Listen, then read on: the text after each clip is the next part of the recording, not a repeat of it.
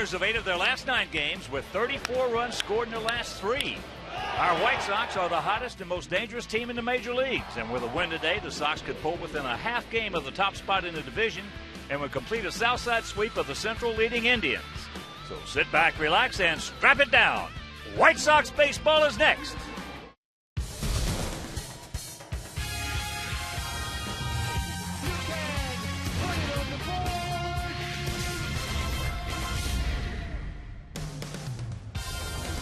We are coming to you from the city beautiful Chicago, Illinois, where this afternoon Comcast Sportsnet presents White Sox baseball. It's Paul Konerko, Adam Dunn, A.J. Pierzynski, and the Sox as they get set to butt heads with Manny Acta's first place Cleveland Indians. Hi, everybody, and welcome. I'm Ken Harrelson with Steve Stone as we get set to bring you the finale of this 3-game set. As you know, the Sox have taken the first 2. They just blew them out yesterday, won that ball game 14-7. So we come in 1.5 games back of the Tribe in this afternoon trying to get Gavin Floyd on the right track. Gavin Floyd, the last 2 times out, hasn't thrown very well, and he's 3-5 this year with an ERA up close to 5. And hopefully he'll get the curveball over early. He's going to have to today because even though Cleveland's depleted because Cabrera, Santana, and Hafner are not in the lineup, this is still a dangerous team. We saw them yesterday score 7. They made it very close at 8-7 before our offense went into high gear and took it away from them. So Gavin Floyd looking for a turnaround game against Ubaldo Jimenez. He's won 5 games this year, but his ERA is up over 5. And we've hit Jimenez pretty well. In fact, he can get inconsistent with his mechanics, and when that happens, he can't get the ball over the plate. It's red hot at the ballpark, could be up to 97 miles an hour, which means the ball's going to fly out, which means we've got more thunder than they do.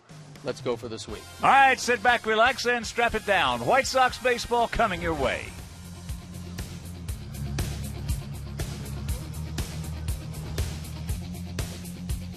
White Sox baseball on Comcast Sportsnet is brought to you in part by your Chicago area and Northwest Indiana Lexus dealer, who invites you to test drive a Lexus today.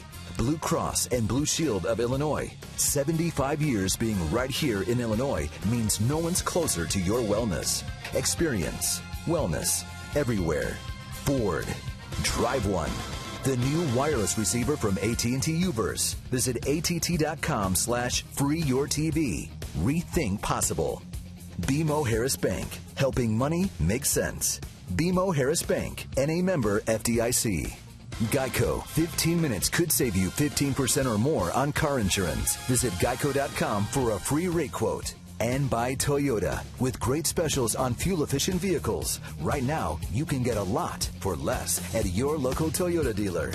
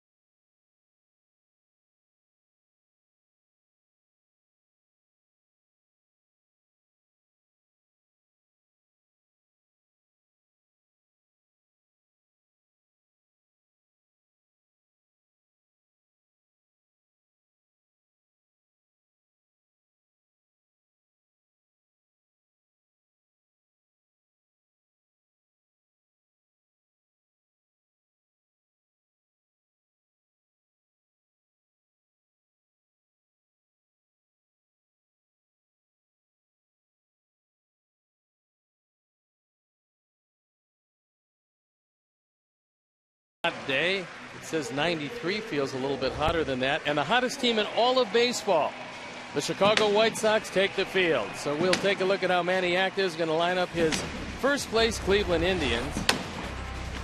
Chu leading off, and he's been red hot in the one spot. Then Brantley, Kipnis with a couple of home runs yesterday. Lopez, Kochman, Duncan, Damon, Diaz, and Marson rounded out. Some big names missing and injured from the Indians lineup. The defense, and on the lineup behind Gavin Floyd, it's Viciedo, Diaz, and Rios left to right, with Hudson, Ramirez, Beckham, and Konerko in the infield.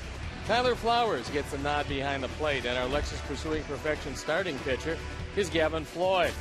Floyd overall looking for his 4th win of the year, in this his 10th start. Last 2 times out, he just hasn't been able to establish his curveball, and that fastball hasn't been spotted early, and that's one of the reasons why the left-handers have really done him some damage. But he's looking for a big bounce back today. Let's take a look at the season series, and you'll see that we've dominated the Tribe, one of the few teams to do that, winning 7 of 11, the batting average dwarfing the Indians, the runs, the home runs almost similar, which is somewhat surprising, but the big number, the ERA at 4.22 with the Tribes at 6.03. That's one of the reasons how you win 7 of 11. And bear in mind, when this day is over, the Sox will have completed 48 games, and they will have played 25% of them against the Tribe. So we won't see them for a long time. And the Indians lead by a game and a half over our ball club, 4 over the Tigers. The Royals and Twins well back. So with the Sunday Reds on today and the pinstripes just beautiful, we're ready to play baseball, and I'm ready to turn it over to my play-by-play partner, Ken Harrelson. Hi, Steve. Thank you very much. And once again, good afternoon, everyone, and welcome to White Sox baseball right here on Comcast Sportsnet. So happy you could join us for the finale of this series and the finale of this homestand. Shin-Soo Choo gets set to lead it off. And before we go any further, very happy Memorial Day to each and all. Make it a very safe one, a reflective one, and a loving one.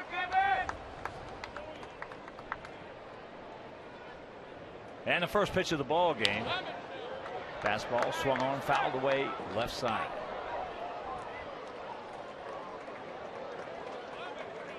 Chu 3 for 6 in this series. And against Floyd, he's been really tough to deal with. And 1 strike. Well, he's 8 for 19 with a homer and 9 RBIs. That's the number right there, 9 RBIs. He's done some damage. Now he's in the leadoff spot, and he's looking to get on base. Well, where you hit in the order will, with most guys, it will change your thought process a little bit. For an example, the hole that has the most responsibilities in the lineup is the number 2 hole. Because there's a chopper, 2 hopper, and it's out number 1. And not everybody can hit number 2 because they don't understand the responsibilities of that position, especially if you got somebody in a leadoff spot who can run. Well, you have to be able to hit deep in the count, and some guys can't do that. You also have to be able to occasionally bunt the ball. You have to be able to hit behind the runner if they use the hit and run. So the responsibilities are enormous, and you're right. There's some guys can never adjust to a 2-hitter. They shouldn't be there. Well, the first criteria is if you can't hit, if you're afraid to take a strike, you got no chance to hit number 2, as that's going foul into the seats. You've got to be able to take a strike. But Tribe comes in hitting at .245 as a club with a 4.16 ERA. Cleveland 12-8 on the road, 14-12 at home.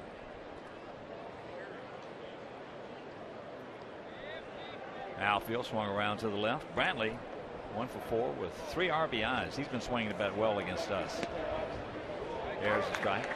The catch he made yesterday was one of those highlight reel catches that I'm sure he will have video of, because you don't make them too much better than that. No, that's one of the best timing catches we have seen in a long time.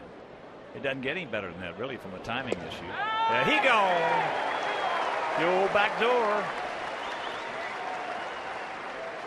And if you miss that catch, yesterday, watch. He has 2 men on. He times everything. He times his leap. He times his plant on the wall. Goes up very gracefully, takes it, and brings it back in. Well, that ball was actually 3 feet, probably 3 feet over the wall. A lot of times you see a guy at the wall make a catch. The ball might not have gone out. That ball was out, and he brought it back. Yeah, most of the time when you see it on the highlight reels that a guy goes up and brings it back in, it's just barely over the fence. That was well over it. Kipnis had a couple of homers yesterday. He comes in hitting it 272, 8 homers, and 28 driven in. He's leading this club in RBIs. There's a good curveball. And we got a contrasting style out there today. Gavin has got to establish that curveball, and Jimenez has got to establish his fastball, that he can get it over for strikes. Right, and neither really has done a great job of that against the opposing club. But the fact that Gavin is establishing the curveball, getting it over early, is a very good sign for him. Well, it's just what it does.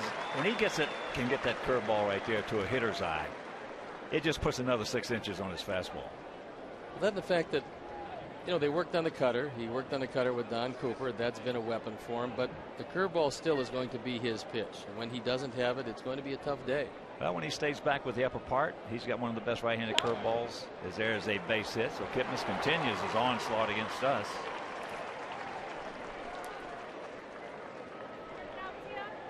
He's now 5 for 8 in this series. Understanding that Kipnis is still a very young player, major league wise, he's going to be awfully good. And plus, he's a lot stronger than people gave him credit for when he came up from the minor leagues.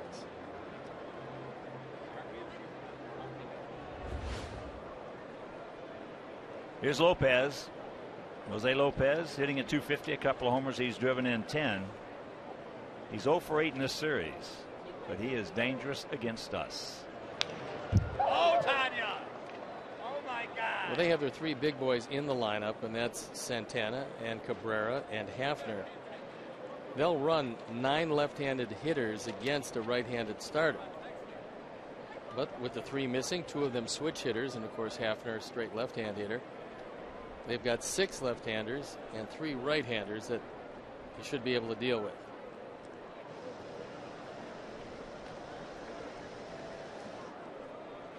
Good job of keeping an eye on Kipnis, who has also shown in this series that he's not shy about running. 8 for 9. Running yesterday with a big Sox lead, but they're going to give it to him. He took it, which is in today's game. That's okay. Good thing he had a little bite on that one, because that was, if it was a roller, that ball was going to get hit hard. Not every high curveball is a hanger. That ball stays up out over the plate, and fortunately Lopez out in front of it. Yep. Had a little late breakage to it. So 2 out, 0-2 the count.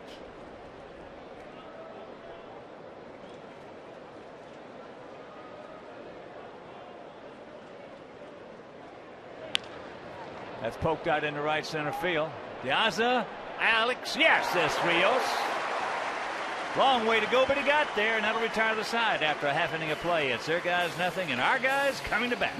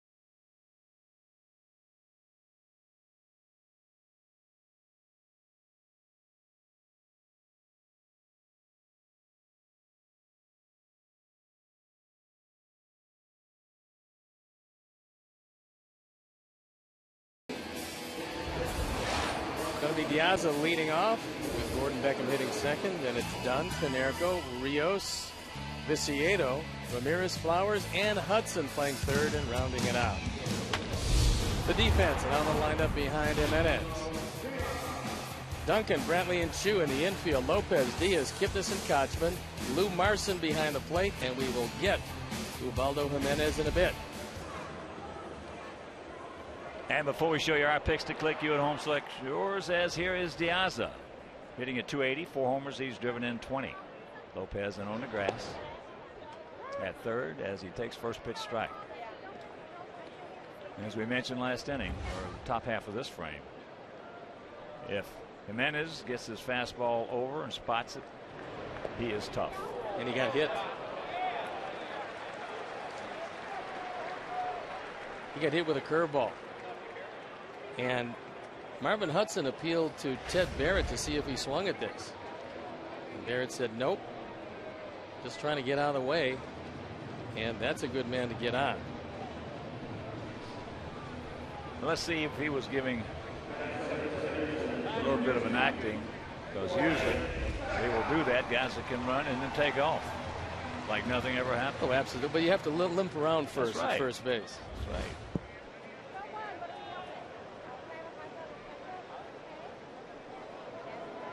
So here's Gordon. Outfield is spread out straight up. And that fastball. Gordon 2 for 10 in the series.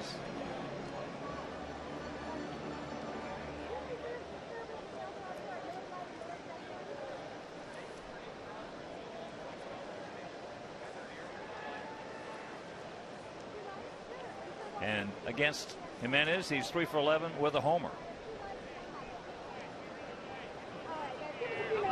Here's a shot base hit right back through the middle. But De Aza will pull up at second. We pretty much had our way with Jimenez. He's 1-2 lifetime with a 4.91 ERA. And he throws that fastball out away from Gordon. It has the whole plate. He just rifles it right back up the middle. And a promising way to start the ball game on a day that's going to be very lively. And an offense that's absolutely in high gear. So here is Biggin. Adam hitting at 244, 15 homers and 35 knocked in. He's 3 for 9 in this series with a homer.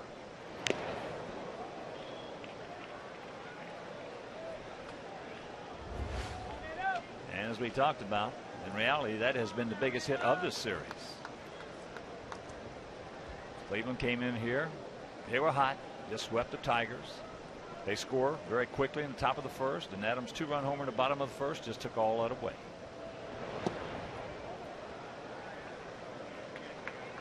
One and one to count.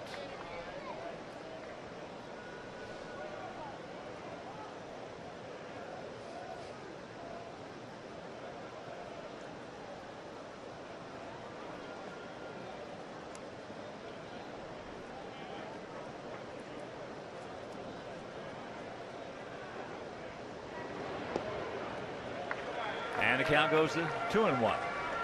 Jimenez has a big overhand curveball, which sometimes he struggles with. He's got so many moving parts. There's so much to that delivery that at 6'5", sometimes he can't get it all in sync, and he has all kinds of trouble.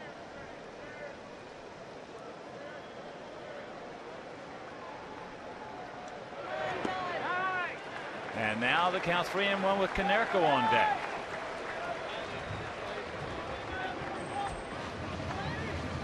The hottest of the hot, Paul Canerco.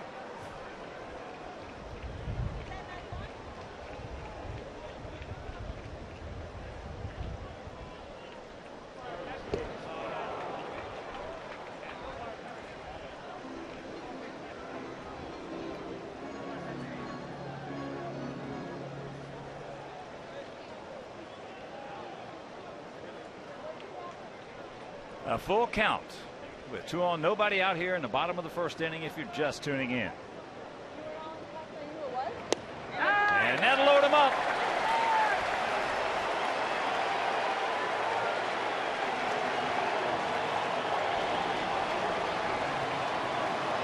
Here's our Lexus Pursuing Perfection starting pitcher, and it's 5-3. Ubaldo Jimenez, his ERA up over 5 against our ball club. He has a losing record. This is 10th start of the year. And he's got to face a guy hitting about 550 over his prolonged hot streak. And get a tremendous ovation. Paulie comes in at 396, 10 homers and 29 driven in on a 12-game hitting streak. 4 for 4 yesterday. He is 5 for 8 in the series with a couple of RBIs. I wonder what odds you'd have gotten on Memorial Day. Paul Konerko leading all of baseball in batting average. Checks it up. He did not go. Well, they would have been huge. I mean, they might have said, okay, well, maybe home runs, maybe runs batted in. You know, and he'll be hitting in the 330s, whatever the case may be. But knocking at the door of 400, unbelievable. Well, he just gets better and better. He's understood what it takes to control your legs, your bottom half. And look at this. Yes, it'll fall. But they're going to get the force at second.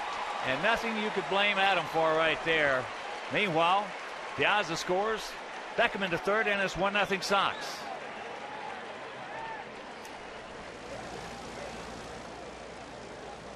RBI number 30 for Konerko. And for Adam Dunn, he's pretty much trapped on this, because he has no idea if Kipnis is going to be able to make the play or not. So he wants to go down a little further, but Kipnis does a good job of getting to it on one hop and making the force out at second. And again, you're trapped. There's nothing you can do. Nothing you can do it. But the big thing was Kipnis knew who was running. First pitch strike to Alex. Alex comes in at 281. 4 homers and 23 knocked in. If you've been scoring along with us, he had a ball the other night to third base. They gave the third baseman an error. They changed it to a hit, as it should have been. But right here, 0-2. Yesterday, he was 3 for 5 with a homer and 4 RBIs, and could have been 5 for 5 with. There's a base hit. Beckham's going to score. Paulie's going to make the turn, and it's 2-0. Good guys. That's his first career hit against Hernandez in 12 at bats. Well, he's taking a page out of the book of Paul Konerko in that when pitchers stay away, just go that way. Eventually, they're going to get tired of seeing these line drives to right field, and they're going to come in. That's the ball you hit out of the ballpark. Alex has done a great job of hitting the ball all over, but if the pitcher, if he's going to stay out there, Alex is looking for it. Just drive it that way. 24th driven in, and he's hitting 285. If you can't learn something as a right-handed hitter from watching Konerko, then shame on you. It's just that simple. Tank takes low ball 1.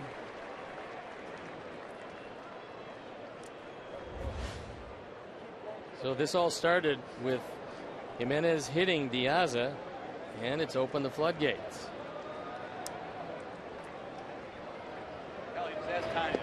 Curveball inside now. He's got the catbird seat. I'll tell you something, Stevie. I learned more about hitting behind Carl Yastrzemski when he won the Triple Crown than I did from any hitting coach that I ever talked to. Just watching what he did. Just watching his approach. And to count 3-0, turn him loose.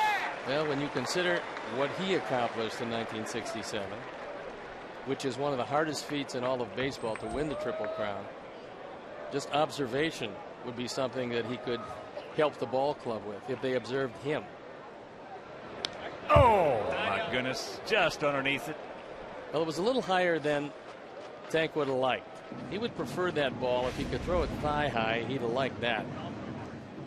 And this is right down the middle. Marson wants it away.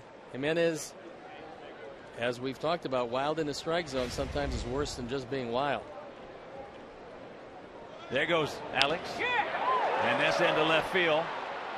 Here Duncan comes. Paulie's going to tag, and he's going to hold.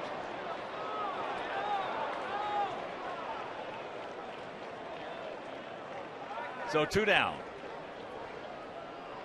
Good play by Duncan.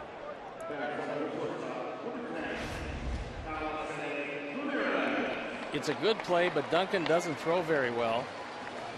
And of course, as you know, Paulie doesn't run particularly well, so even if he tags up, you don't know the throw's going to be off target, so might as well stay there and allow Ramirez to try to drive home somebody else. Alexei hitting at 209 a homer. He's driven in 18. Takes it right there. Flowers on deck.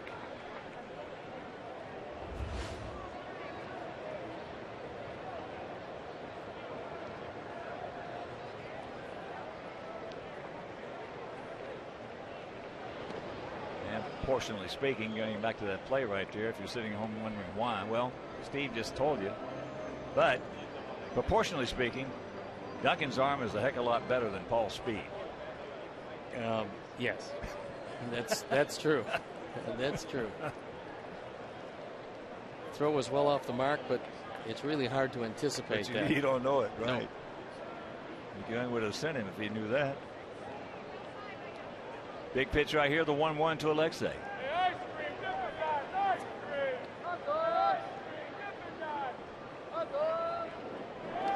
Alexei yesterday had a couple of hits, and hopefully, like Viciedo, who always starts out slowly, so does Ramirez. Hopefully he's going to start to heat it up, because if we get his bat going to produce the bottom part of this order, we're going to be in good shape. That ball hit into the gap, and nobody's going to get that one. So Paulie will score. And it's a 3-0 Sox lead with Rios on third. Yes. RBI number 19. So it could be indeed Alexei's turn to start heating it up. Scott Radinsky is going to come out from the dugout, as this is a rolling breaking ball. We've told you a long time that there are not many better curveball hitters in the strike zone than Ramirez, especially when one doesn't break very much. And so Radinsky out there to talk with Marson, to talk with Jimenez.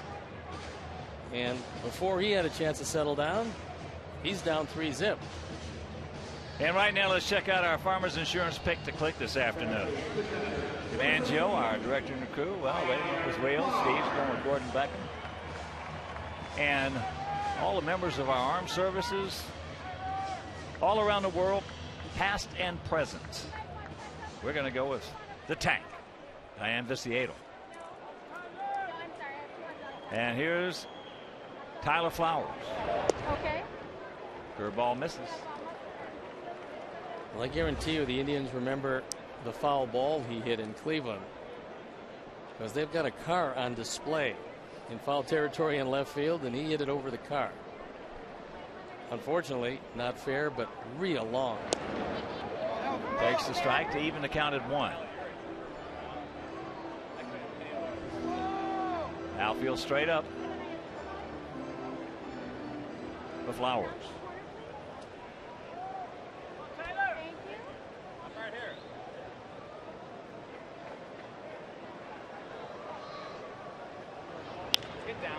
Down to third. That's a fair ball. Plants, pegs, and a good throw right there by Lopez to save a run. But we come up with a crooked number, and after one, it is 3-0 Sox.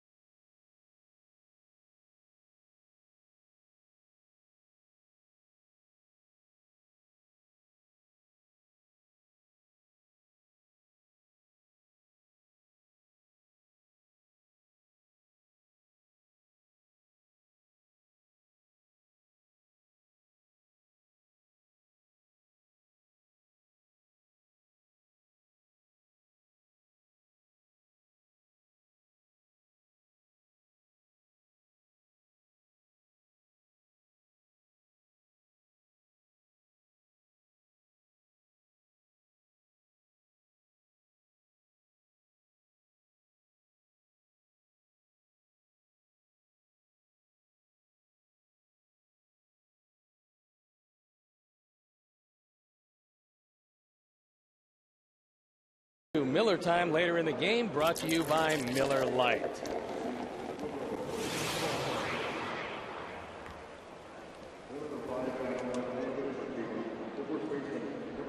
It's a 3-0 Sox lead here in the top of the second inning.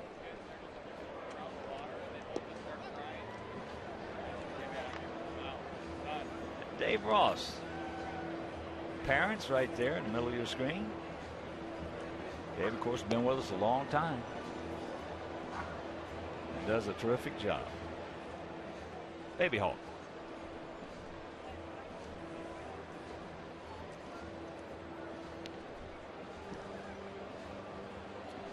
So for the Tribe, it'll be Kochman, Duncan, and Damon.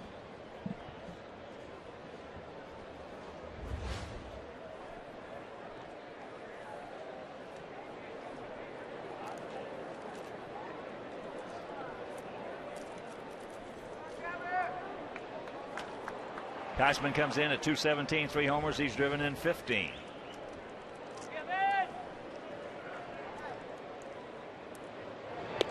Takes fastball strike.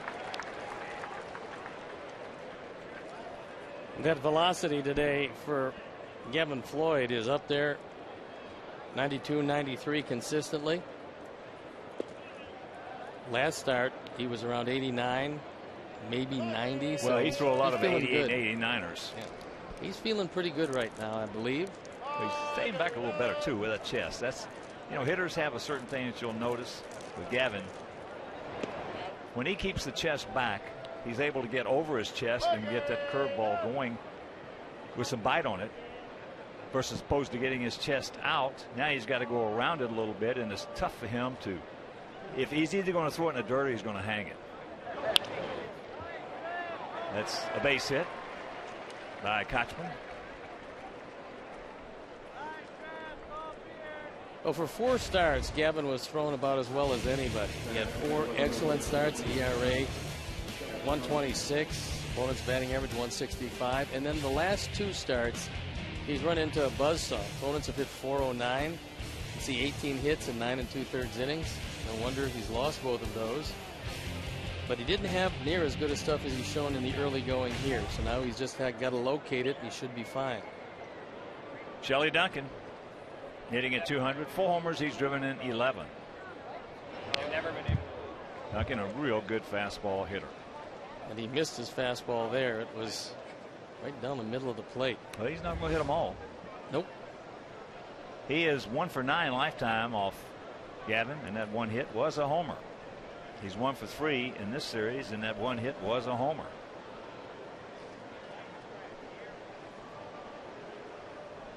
Big gap in right center.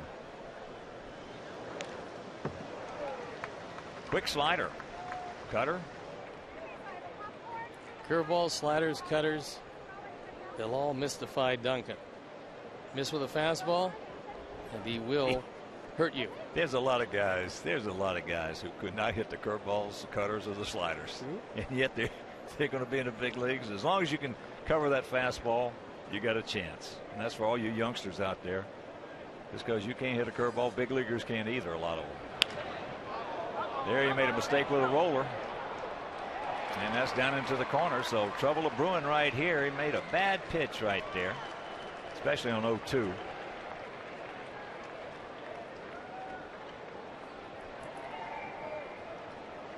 This ball is a little too high in the zone.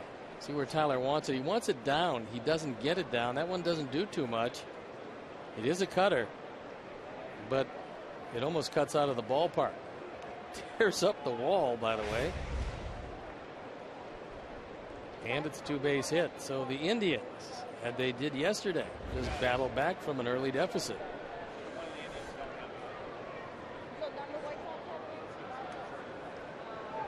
So that'll bring up Johnny Damon. His job is one thing with the infield back, is to get one in and one over.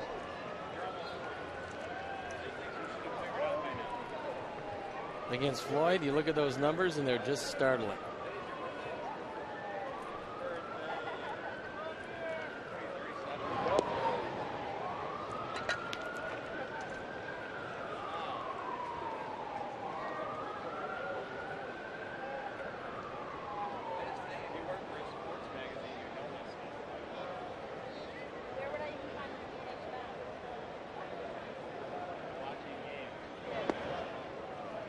Now Damon's got the catbird seat. The umpires for the game today: Marvin Hudson behind the plate, the crew chief Tim McClellan at first, Brian Runge at second, and Ted Barrett is at third.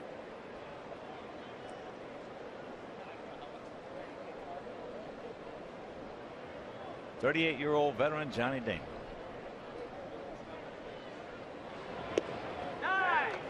Change up. Johnny thought that one was a little high.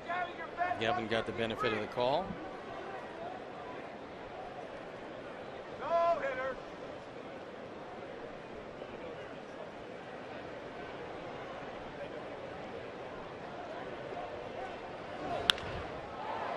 There's a roller, and it is hit a long way. We got ourselves a 3-3 tie.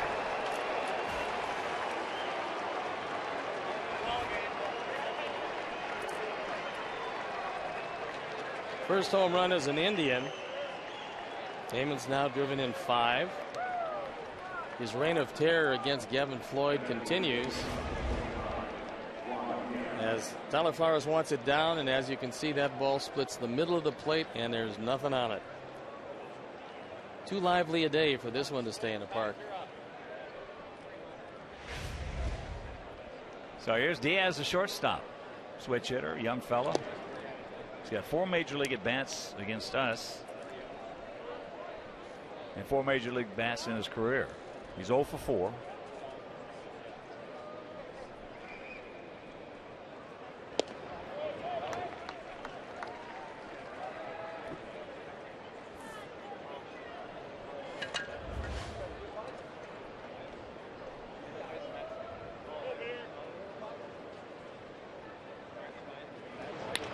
That's it, foul. Let's take another look at that pitch to Johnny Damon, and just watch Gavin's chest here. Watch how it gets out there. You got to go around it. Gets underneath it. I remember Stoney. For you people out there who did not see Steve Stone pitch, in 1980, won 25 games and was a Cy Young Award winner, and he was almost a guy who stood straight up when he delivered that curveball. Kept that chest back. I remember vividly. Yeah, you didn't hang many. No, well, you have to stay back. You have to keep the weight over the back foot. That's the most important thing, because if you what they call give away the front side, you got nothing left for the ball to break. And now Don Cooper coming out after he hits Diaz, and Gavin, who had a pretty decent first inning, running into problems here with location. Don just shaking his head, and I don't think this is the friendliest conversation in the world. I think for the 3rd straight start, Gavin's struggling, and Don Cooper is telling him, whatever you got, let's see it. Well, Gavin's in the point right now with this being the 3rd straight start like this that you got to figure to yourself, if I make a mistake, how am I going to make it? And that's not negative thinking, that's positive thinking. If I make a mistake, I'm going to make it down with that breaking ball. I'm not going to leave it up like I've been doing. He's just trying to throw it for a strike right here, and that's not good enough. Not to major league hitters, because if you get it up, it's going to be a little bit of a roller, and it's going to get hit hard.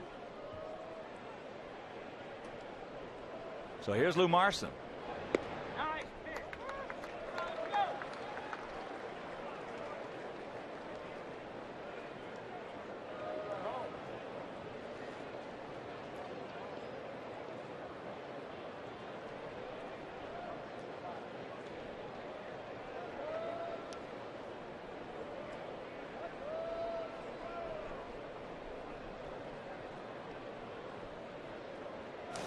Almost threw it away.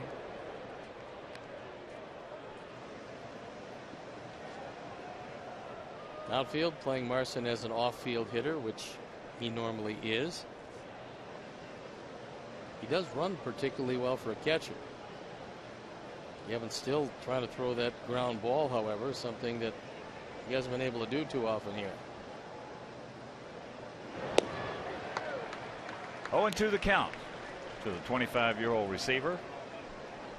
If you did not hear or see the game the other day, Carlos Santana, their catcher, been put on a 7-day DL Wish they can do that now for a concussion. He got beat up behind the plate and then took one square. I mean, right in the middle of the mask. It's just absolute pole action.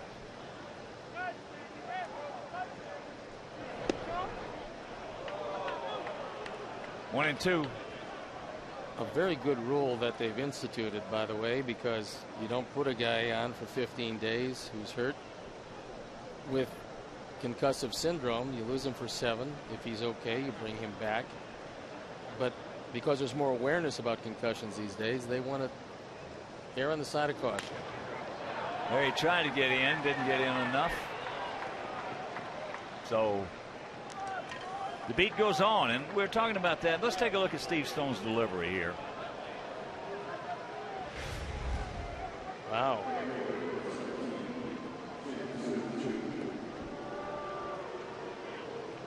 There's a high fastball. I didn't want you to hit the fastball. I didn't want to throw the fastball for a strike.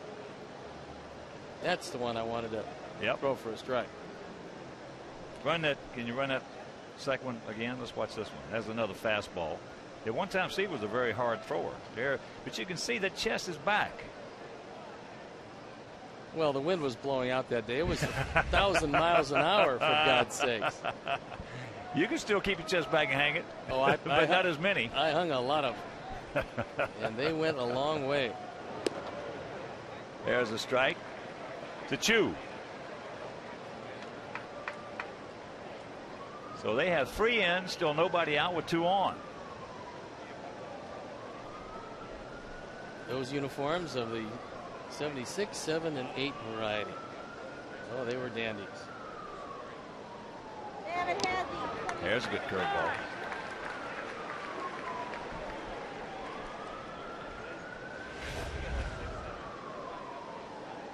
He's got some bite on it there. Yeah, this one bites down and in. That's one of the few that he's been able to stay on top of long enough to get good rotation. The faster the rotation, the quicker and the later the break. Another one. Almost got him. Just barely able to nick a seam. Zach Stewart loosening up in the pen.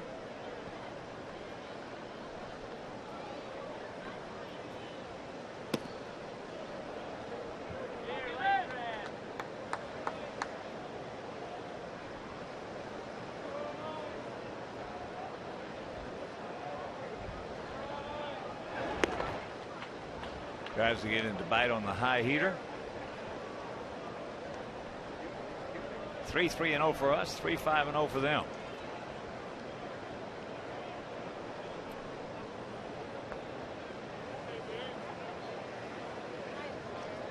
Gap out there in right center.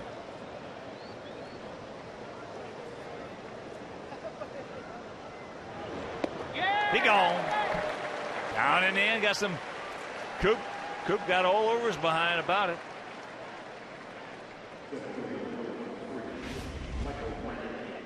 See where Flowers wants it? This ball right there. And ahead of Chu, he's in protection mode, so he's swinging at just about everything. That time was the velocity and the location that fooled him. And that's a big out as the first out of the inning.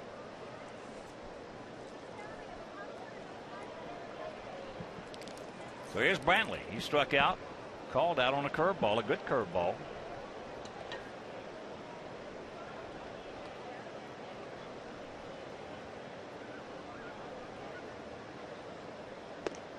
I wish when I was playing that I had a tape recorder that I put in my back pocket on all the meetings at the mound to get some of the words of wisdom, so to speak. Well, there's, yeah, I mean, and they're all different. Yeah, they Some are. of them aren't too friendly.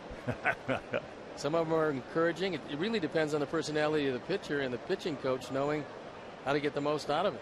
Yeah, every one of them is geared and framed towards his personality, because some guys, if you get on them, they'll just fold like a tent. Other guys, you got to kick them in the butt. And some guys, you just have to go out and encourage them. Sometimes it's something mechanical that the pitching coach might have picked up and say, hey, change it, do this.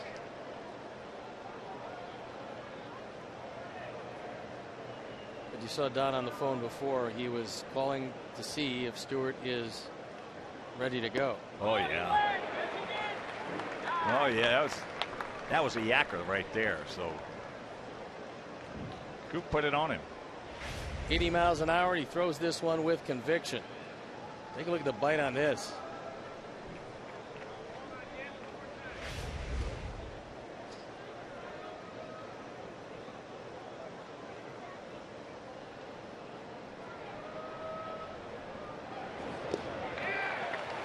He gone.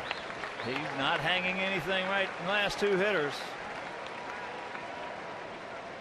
I think I told you that one about Elston Howard when we were running for the pennant. We had a pitcher out there. It was ball one, ball two. Walked a couple of guys. All of a sudden, Ellie comes out behind the plate, and it's one of the worst dressing downs of a human being I have ever heard.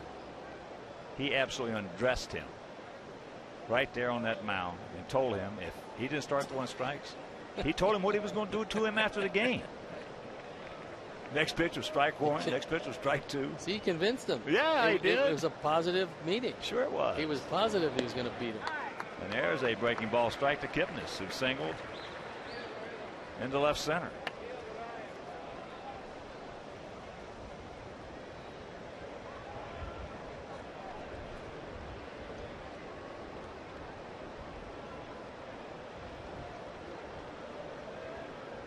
Kipnis is dangerous. That's a good pitch even if he didn't get it.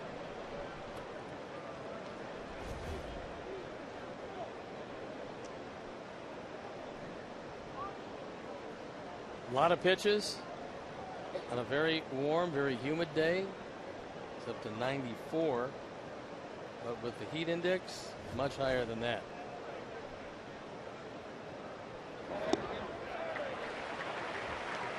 Off speed had him off balance. And the count 1-2.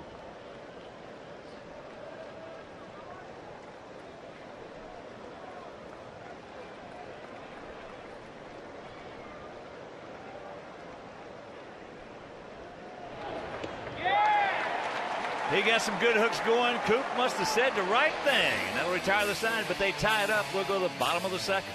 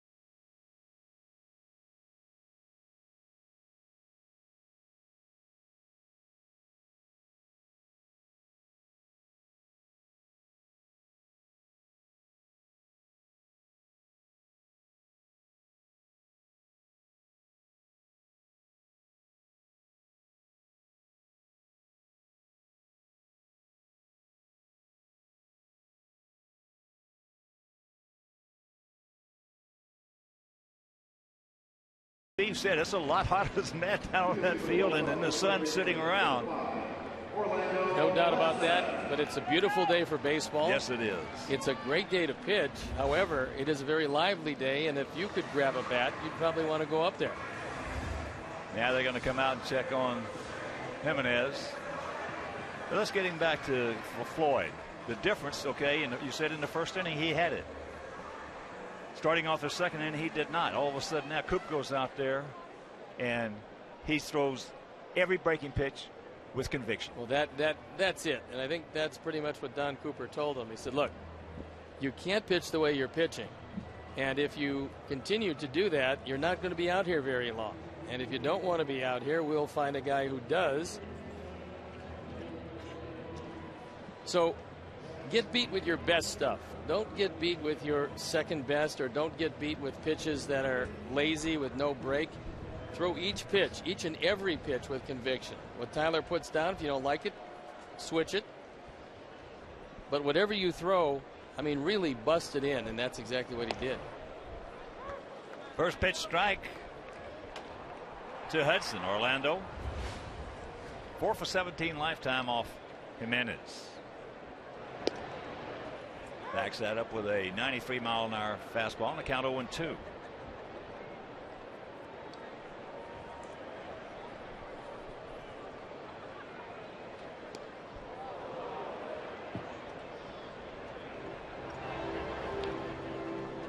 One and two the count.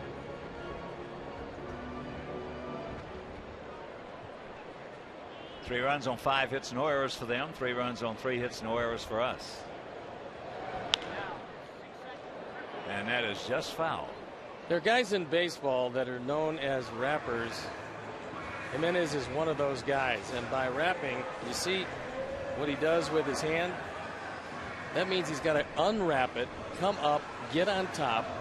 And so with all that motion, there's been some good rappers over the course of the years. Don Sutton was a rapper, and he was very good. Rick Sutcliffe, a rapper, very good.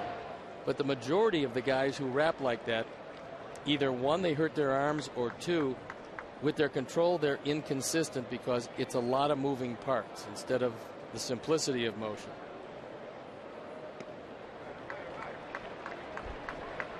Had him 0-2. It is now 3-2. Well, most of the guys who are rappers are not real hard throwers. Now, there are always exceptions to that. When he's right, he can throw hard. Yeah, he can. That's off his foot.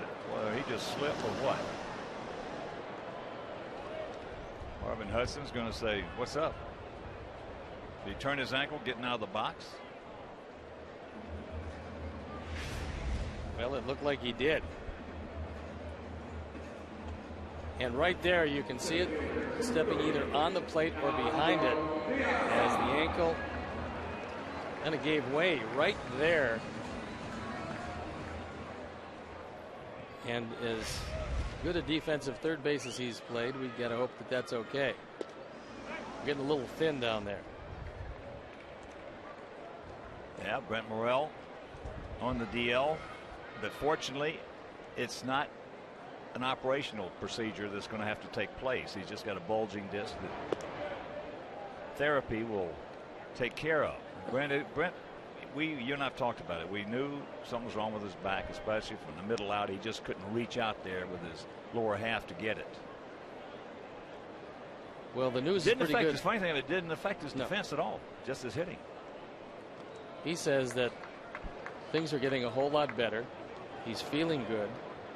And the words coming from his mouth were very encouraging. And obviously nobody knows your pain better than you do. So we view that as a good sign. Yes. Recovered. So De Aza is gone for out number 2.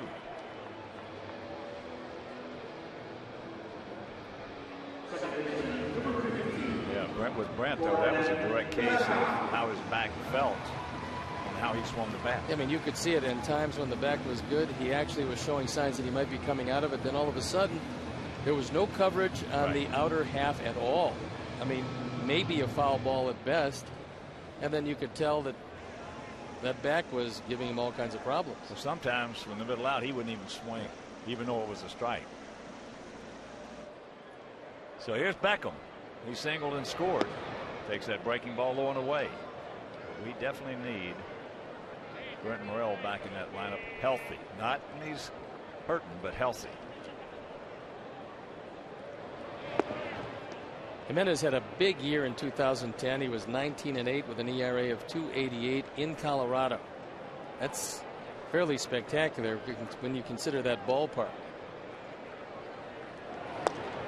But they at that point did not give him a contract extension, things that they extended to Carlos Gonzalez and Troy Tulowitzki, and Jimenez was not the happiest camper around.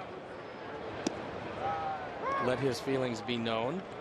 And so they let their feelings be known by shipping him off to Cleveland for Alex White, Drew Pomerantz, Joe Gardner, and Matt McBride. Drew Pomerantz is going to be a good one. So there is the 2-out walk, and that'll bring up Biggin. Adam walked his first trip.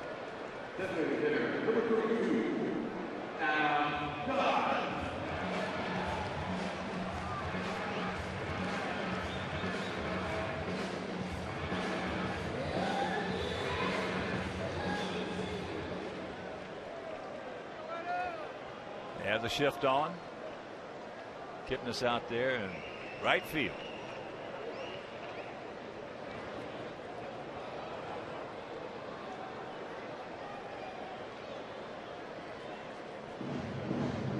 Now Marson is going out and he wants to talk with Jimenez.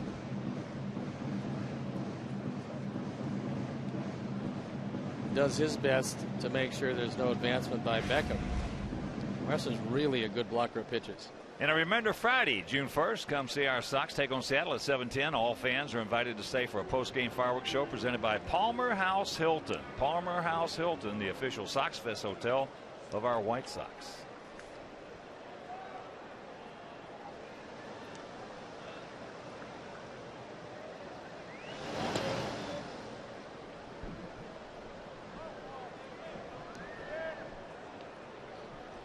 See, the first 21 games, the big boy hadn't started to heat it up quite yet. The last 26, things have gone a whole lot better. And there was a breaking ball strike. 1-1 to count. Paulie on deck.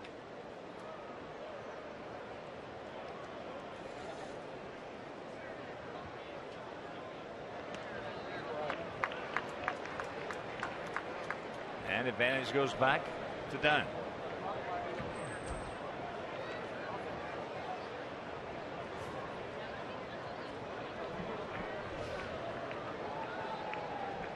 A lot of pitches so far for Jimenez. The time he just reached back and threw a fastball by him, it was up, which is where the American League pitchers have tried to throw it to Dunn.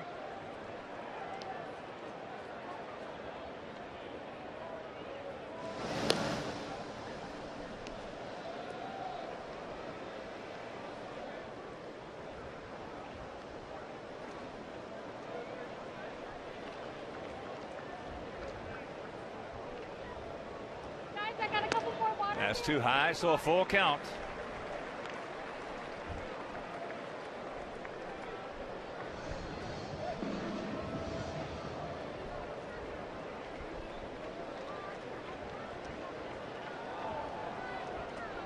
There you go. And he rings him up. So that'll retire the side. We'll go to the third, tied at 3.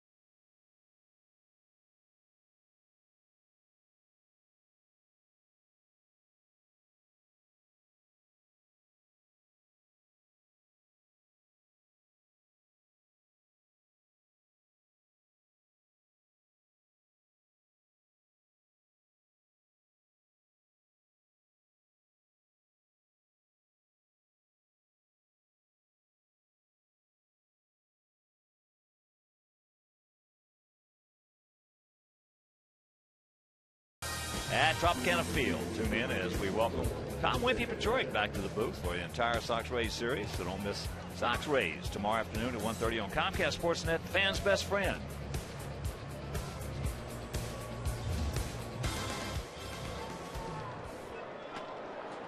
It's the top of the third inning. Lopez will lead it off. He's 0 for 1, went out to right center field, and Alex made a nice play on as that's booted. That'll be an error 5, so the first error committed by Hudson. It's also one of the first really hard hit balls that he's had at third. The motion to either side, he's done well. Coming in, he's done well. But this one was hit pretty hard. And again, because the game is so much faster than it is at second base, he just doesn't. He came up with the glove instead of keeping it down. When you do that, you've got problems. Here's Kochman. He's 1 for 1. Checks it up. Did he go? No, says Ted Barry. Kochman started off that 3-run third with a single. Didn't hit it real hard, hit it off the end of the bat, but right in the hole between first and second.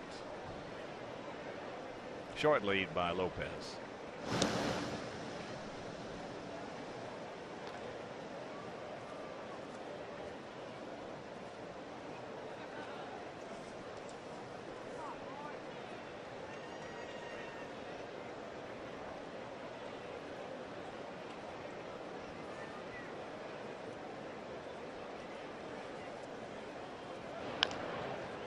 And that's chop foul.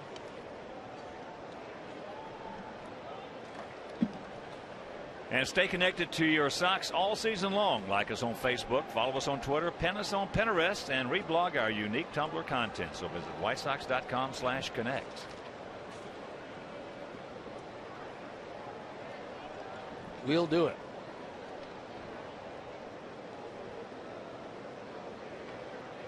Big gap in right center.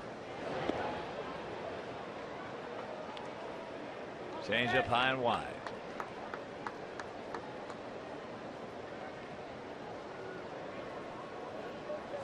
Kochman, his whole career, has always been a contact hitter, but he's always played a power position, and that's caused him some problems at times. Well, he came up with a lot of pub. Oh, nice catch. Barehanded by one of the fans in the first row. First row of the upper deck, and that one came back with a little steam had a on little it. mustard on it. Yeah, it did. But when Kochman first came up, you watch him take batting practice, he was killing it. I mean, he could hit it out there 450. And then as years passed on, he got shorter and shorter and shorter at swing. And that hit him. Another breaking ball. So trouble of brewing the error. Now the hit batsman. And that's 2 hit batsmen. 2 on, nobody out.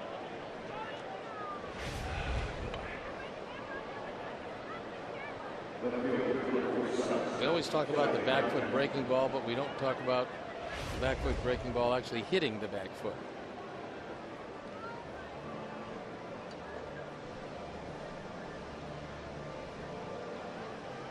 So here's Duncan. Well, you'd love to get 2 because the man up next, Johnny Damon, has murdered Kevin Floyd.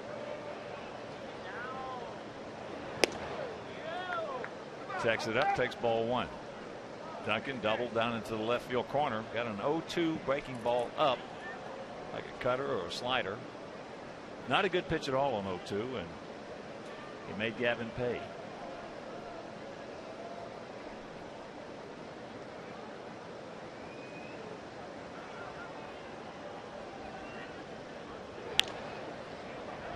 All right, take your time, boys. Back them up.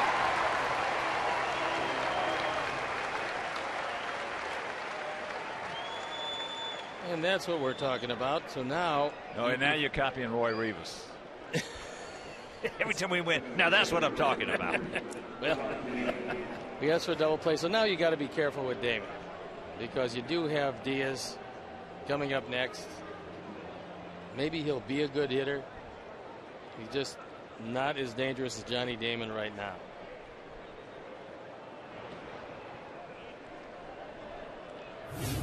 And here's a 3-run homer. He's hitting well over 500 lifetime against Gavin, and this tied up the ball game. He's hitting .565. 13 for 23 with 2 homers and 7 RBIs. That might be a ringing endorsement to pitch around him. I think maybe that's what Tyler is talking to him about. And because Marvin Hudson is boiling, he wants to break this up. Well, the one thing about it, if you're going to go around him, you don't want to go around him with breaking balls in the dirt. No, you don't. Good fastballs outside, off the plate. And if he wants to reach for him, let him reach for him. The other side of the page. There is a 3-hopper. And he got himself out. He chased a bad pitch right there. Meanwhile, he pitches out of it. We'll go to the bottom of the 3rd.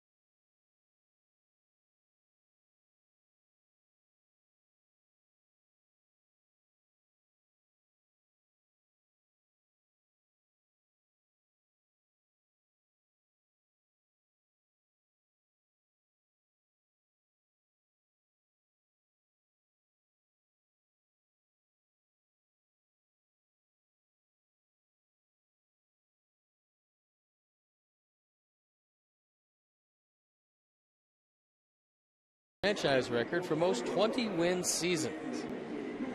Been some great pitchers over the years there, so you think about it. We'll get back to you a little later in the game with the answer. We're already into the bottom of the 3rd. And that's the situation. We scored 3 in the 1st. They scored 3 in the 2nd. And it'll be Canerco, Rios, and Viciedo. This sets up as a pretty tough inning for Jimenez, who has had control issues. Out in front, hooks that one foul.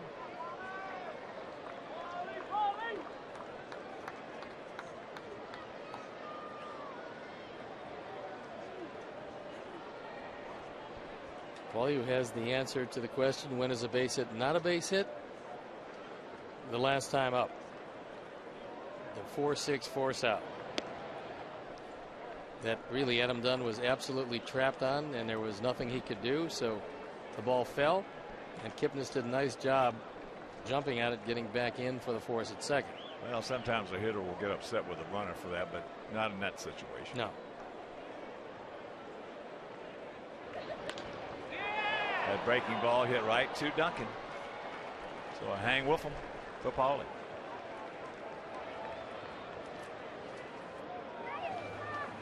And here's Rios. RBI single in the 1st.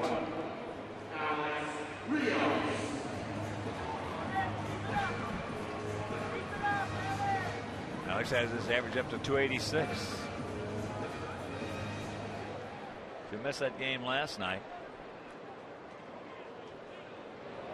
he absolutely just tattooed one. Bowen aired it out of here. That was a game where he was up 5 times and hit the ball on the nose 5 straight times. And if you miss that home run.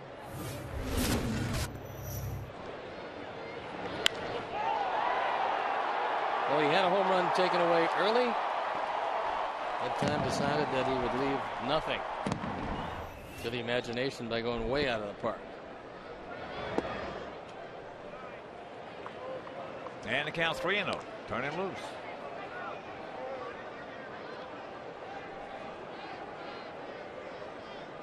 Outfield looks straight up, about equidistant. And there's ball 4. So the third walk. Well, Ubaldo came into this game 52 innings. He had 30 strikeouts and 38 walks. Yeah, that's just, well, it's not the guy that they thought they were getting when they traded with Colorado. He has had all kinds of problems, and again, at 6'5" and that type of motion, you're going to fall out of sync a lot. There goes Alex. Marson with the throw. It's 8th. Alex got a good jump. That's his 5th stolen base. We didn't steal that on Marson because that was a really good catch it and throw it, but he had such a big jump on Ubaldo, who has to unwind and is very slow to home plate. Really tough for those wrappers to get the ball to the catcher all that quickly.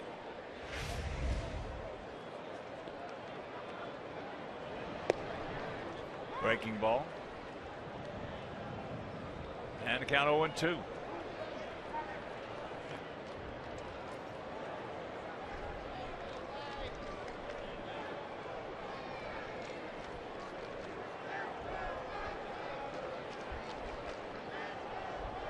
Another meeting at the mound.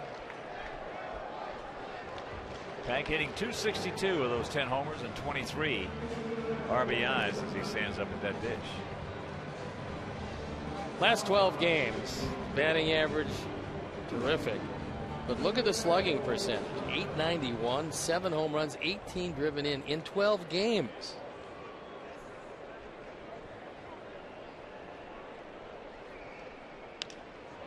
Pokes that one into right field. Chu is there. 2 down.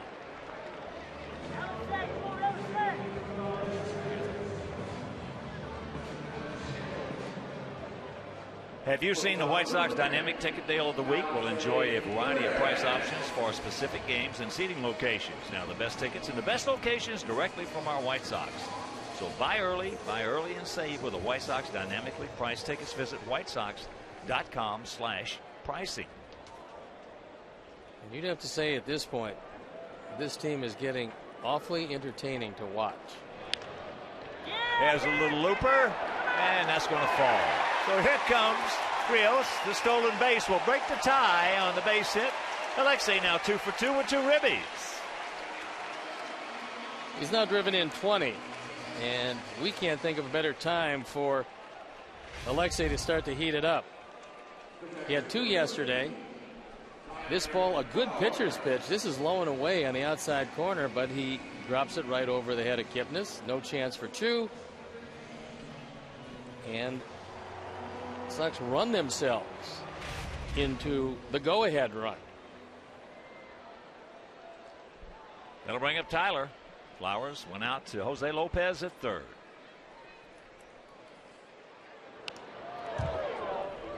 Got that one in on him, ate him up. And the count 0-1.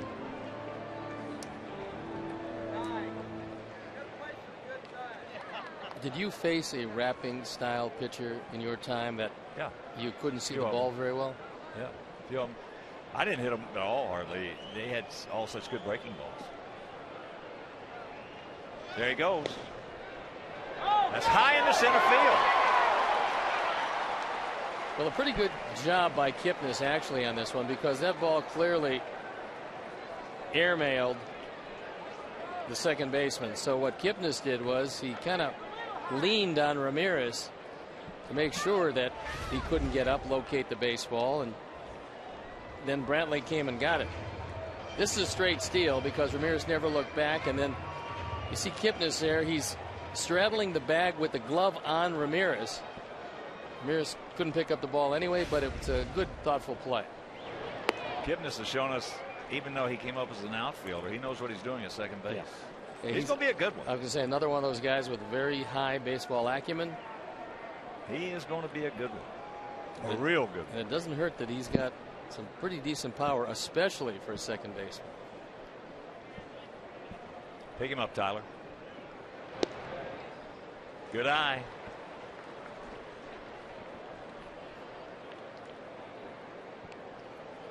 Two stolen bases this inning, and they're stealing them on the excessive amount of time it takes for a 6'5" rapper to uncurl and get the ball home.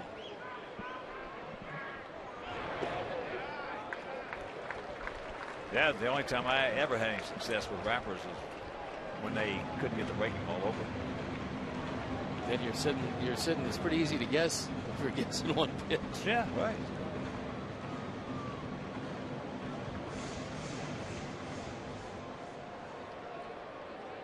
They got it over. The Hawker grabs some pitch. The payoff pitch. Got him right there. Couldn't pull the trigger. Meanwhile, nice single by Ramirez. Scores Rios. We lead at 4-3.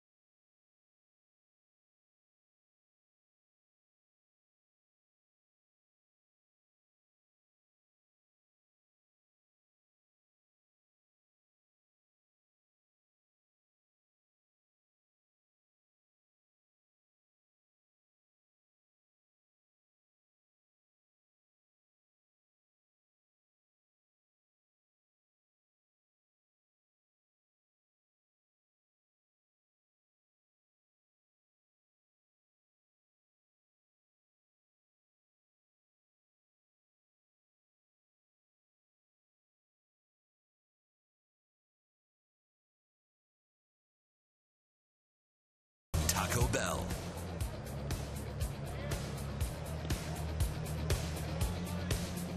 It's the top of the fourth inning in a 4-3 Sox lead. 4-4-1 for our guys. 3-5-0 for their guys. It'll be Diaz, Marson, and back to the top of the order with Shin-Soo Choo.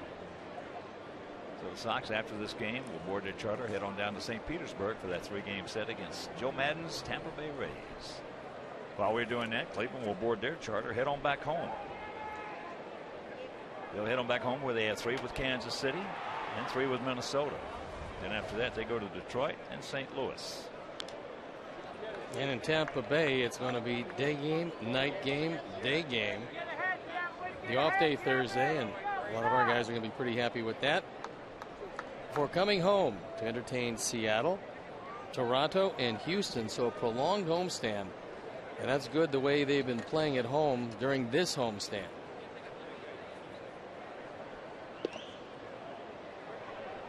Diaz was hit by a pitch which turned out to be instrumental in the making of those 3 runs for Cleveland in the second.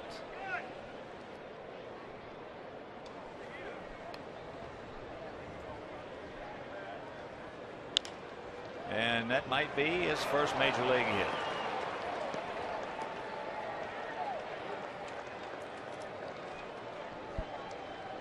They'll throw the baseball out.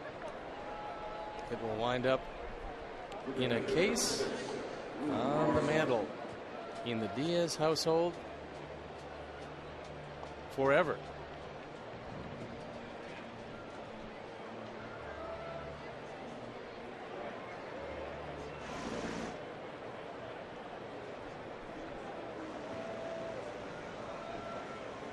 Here's Marson. He singled his first trip.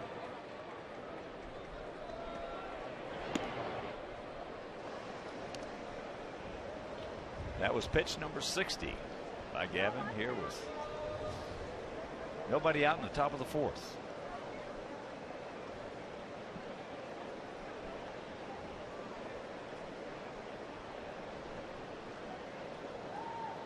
Pretty good lead as he takes off.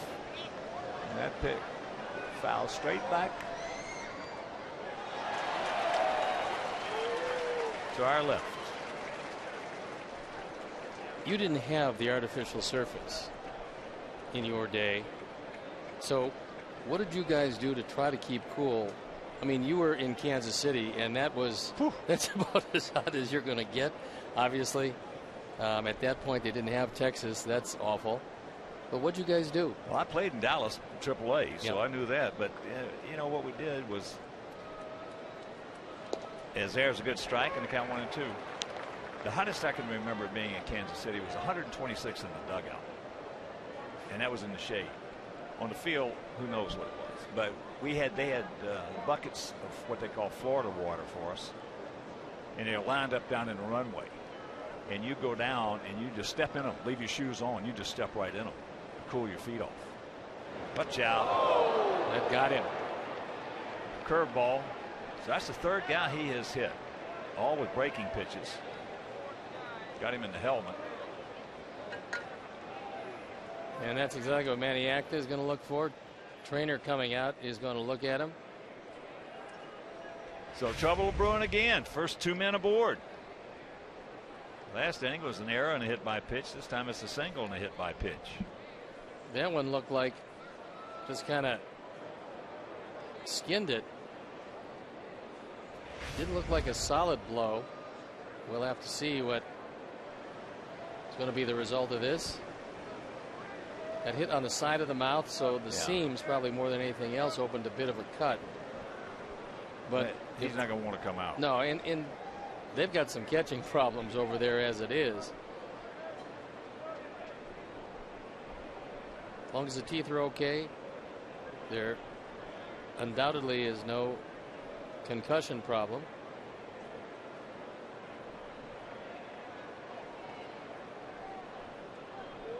All right. While they're taking care of Lou Marson, a reminder, come see our Sox take on the Mariners on Saturday, June 2nd.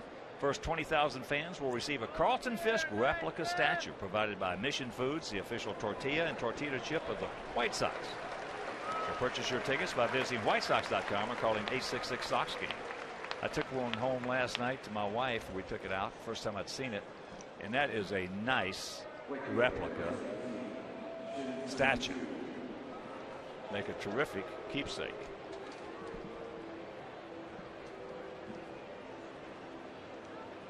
Well, now some big problems for Gavin because he's got first and second again with nobody out like he did last inning. The difference is it's the top of the order instead of the bottom of the order to face. Chu has grounded to second and struck out on a good curveball.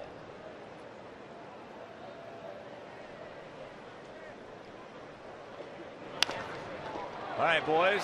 Still got time. Put it on him. No. Good job by Marson. Bobbles. Should have been a double play. It's not. But one out. This ball hit awfully hard, and it hit off the mound. And Gordon, you can understand where if you've just been hit in the head where you might go in a little firm at second base. Marson's not going to allow the tag and the throw. So he upsets Gordon. Clean slide. Oh, yeah. Good job by Marson. He had to do that. Now they'll be looking for two again. A little tougher on this guy. Not that Chu can't run. He can. In fact, he's 7 for 8 in stolen bases.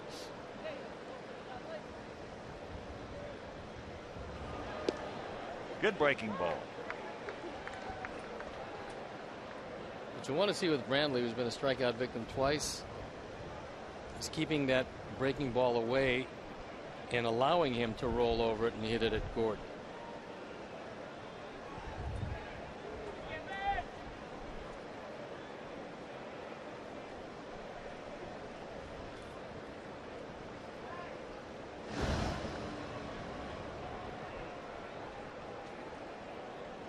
Four runs, 4 hits, 1 error for our guys. 3 runs, 6 hits, no errors for their guys.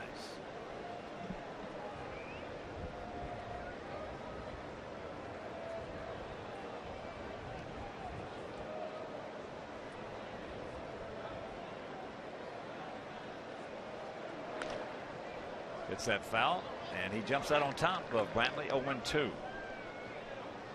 Now Tyler has really got to be on his toes. Yeah, double-edged sword here, because you know the wipeout pitch is a curveball down and in. However, Gavin has not had the best control of it, so you wonder if he's going to gamble and go there. Also, it's a terrific pitch to run if that's what Maniac to think is going to be called.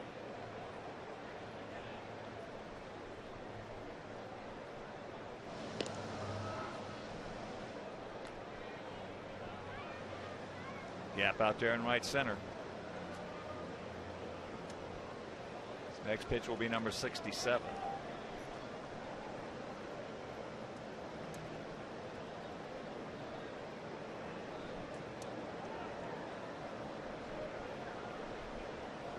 To a good lead. He started, couldn't get it quite timed up. He was going. Well, Gavin never looked at it. I mean, that's a big factor. You really would like to keep an eye on the guy at first base. And had Chu kept on going, Gavin would have gone through with the pitch. You see him there. Gavin doesn't even look at it. We catch a break. Double play still in order. A lot of pitchers don't look at the hitter, the runner anymore. They rely on the catcher. It's not a great plan always. We just saw it. And that's hooked foul.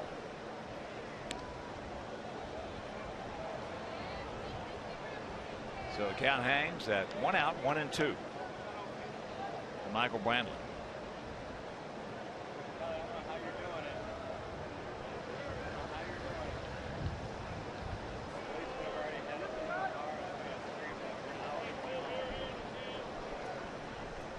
You're going to pick a pitch to run. This might be a good one if you're Manny Acton.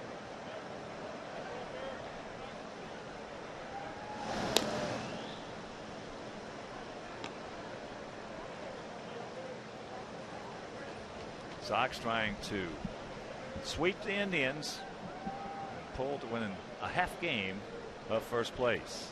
And with the Tigers 2-0 over Minnesota, with a golden opportunity to sweep them, this becomes even a bigger game. Breaking ball, and that's chop foul. Got it up, as you see, just like Steve was talking about. Man on third base, try to bury that breaking ball down and in. That's skating on thin ice. Yeah, and that's the only problem when you're having trouble throwing a breaking ball in the dirt. You're not going to throw your best breaking ball with a tying run at third base. 2-2. Now, veteran hitters in this situation, veteran left-handed hitters, they know all that. That's programmed into their thought process. So now they can eliminate that to a degree. And then if you do get that breaking ball down and in, and chances are you're probably not going to swing it. Because usually that wipeout pitch is not a strike.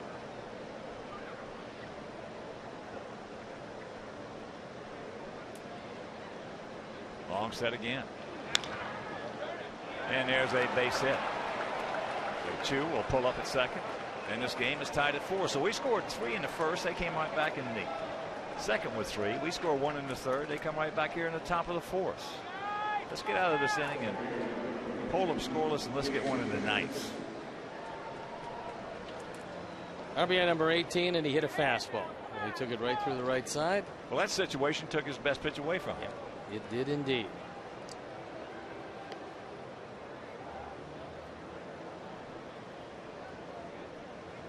And now the most dangerous hitter in this lineup, with an opportunity to plate some more, unless Gavin makes some very good pitches to Kipnis.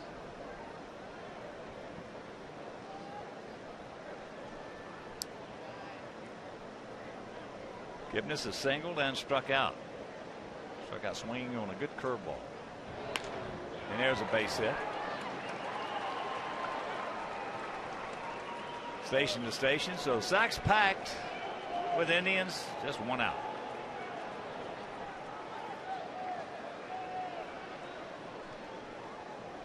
Native is becoming a little restless. Kipnis has another 2 hits, as this is another rolling breaking ball. This one has really nothing on it. And Kipnis, too good a hitter to get away with a pitch like that out over the plate. And it could very well be that Tyler Flowers is going out to try to kill some time to allow that bullpen to get even looser. Hector Santiago has been standing out there. He should be ready to go, but it's right-hander here.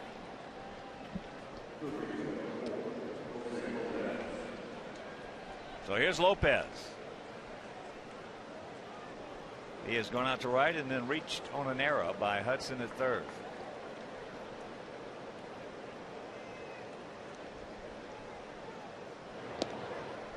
Breaking ball low and away.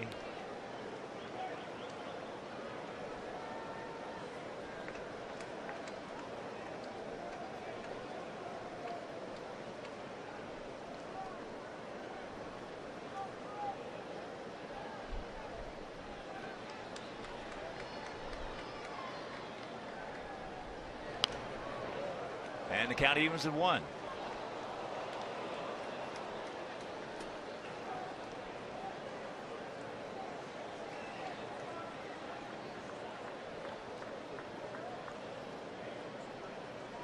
Lopez doesn't run real well, so if you can induce a ground ball,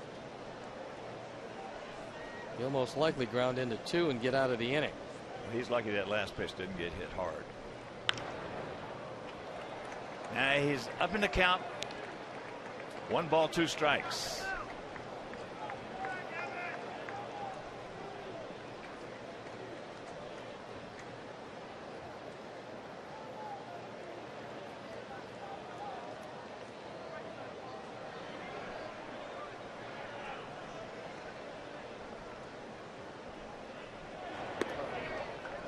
That breaking ball hangs high and inside.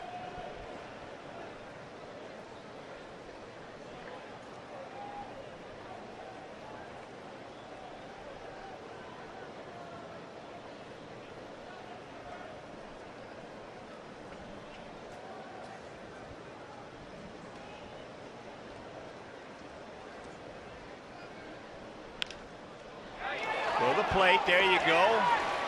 Rack him up. Nicely done. He got a good pitch to hit, couldn't do anything with it. Meanwhile, they do come over the 1 and they do tie it at 4.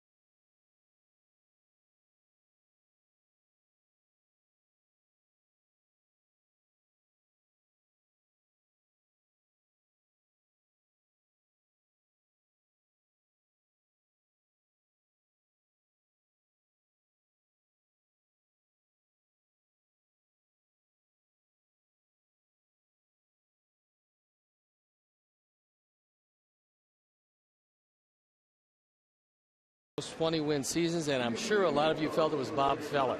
Well, you were wrong. It was Bob Lemon.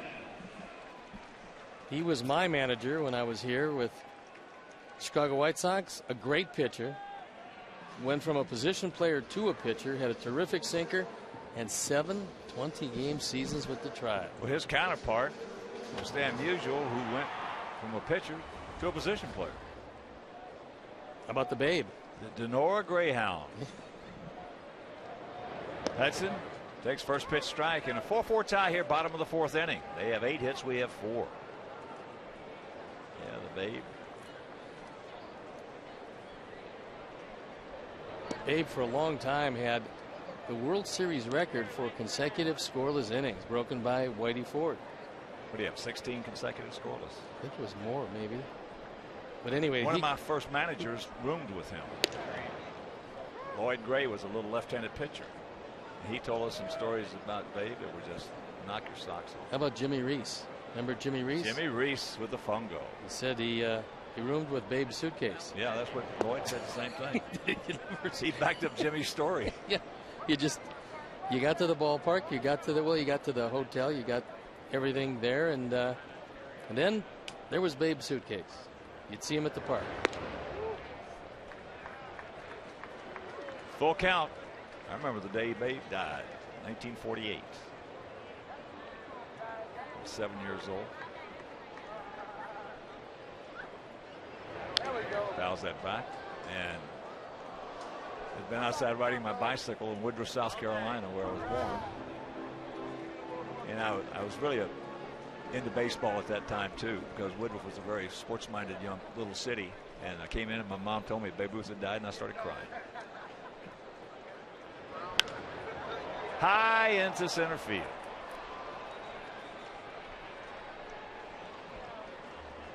One out.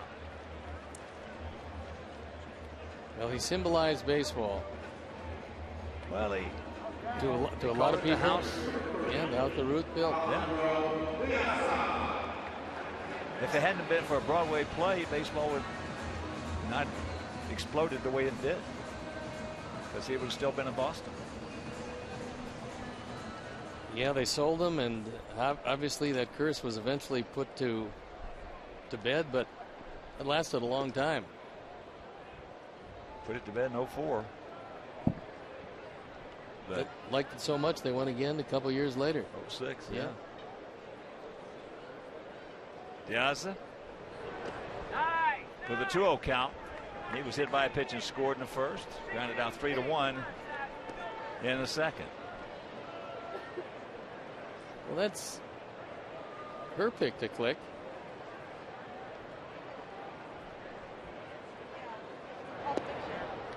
Three 3-0 with Beckham on deck.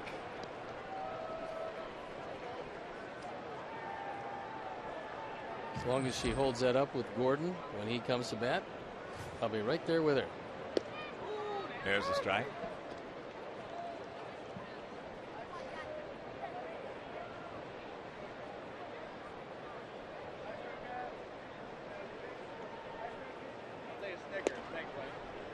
And the count goes full.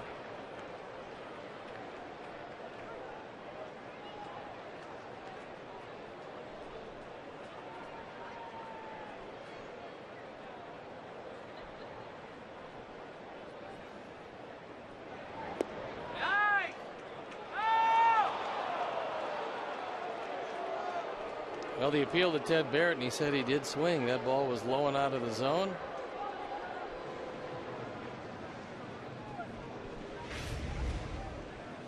And from the side, look, to me like he held up, but the deciding vote goes to Ted Barrett. 2 down. Third strikeout for Jimenez, and here's Beckham, who has single, scored, and walked. And that's just foul. Yeah, towards the end there, a lot of Babe's teammates didn't especially care for him too much when he was with the Yankees. And I think what happens is, as long as you're hitting 60 a year, they'll deal with whatever it is you've got. when things start to diminish as far as performance, it might get a little tough. 0-2 the count.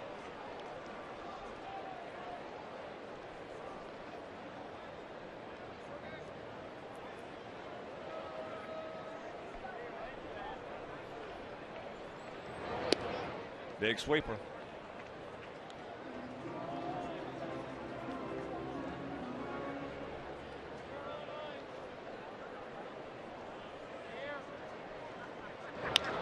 A nice piece of hitting right there. There's a page out of Konerko's book. Beckham been really talking a lot with Paul about the approach, not the mechanics, the approach, and that's what has got to be talked about. Well, this is a good pitcher's pitch, and Gordon kept his hands back long enough. Even though you see he's out on the front foot, he kept his hands back, waited, and then took it into right field. You couldn't do anything else with that pitch. And Gordon turned it into his second hit. He's had a perfect day. And here is Adam, who has walked and struck out. Called out.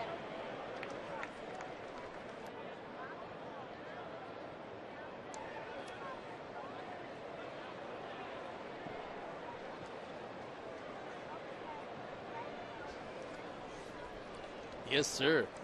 That was a pick-to-click at bat if I've ever seen one. Harold Hill and his snake oil.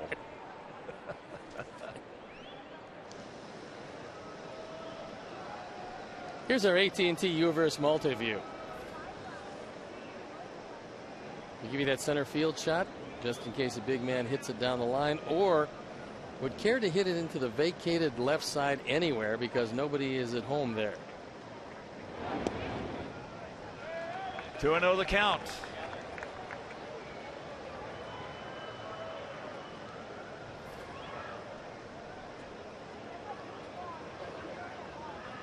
If this one's close, you should see a pretty good hack.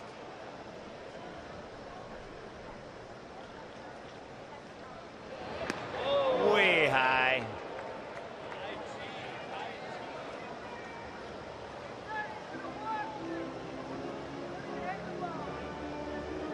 .84 pitches, and Jimenez is not through the fourth inning.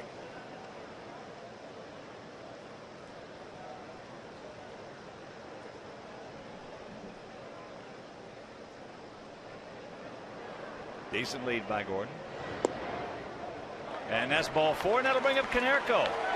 That'll give you an idea that in the scouting report it says that Adam Dunn, Paul Konerko, and a few more of the Sox hitters are going to be swinging 3-0 because he threw him a changeup 3-0.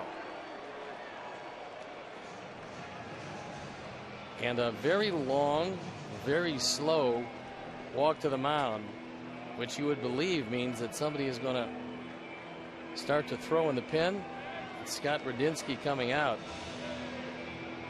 Nobody up in the Tribe pen to this point. And another action. Bottom of the 6th in Pittsburgh. Pirates leading the Cubs 8-0.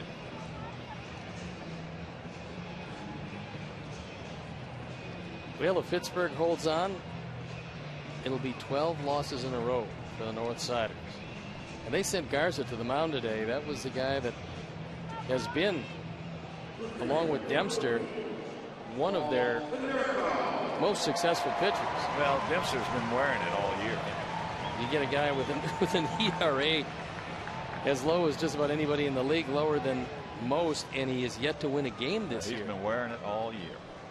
So right here, 2 on, 2 out, and Paulie. Paulie 0 for 2 last time up, lined out to Shelley Duncan. Takes that curveball strike. First time up, got a what seemingly was a base hit, a little duck snort into right field. But Adam didn't know if it was going to be caught or not. Got caught in the middle. Kipnis threw him out at second. So Paulie did not get the hit, but he got the RBI.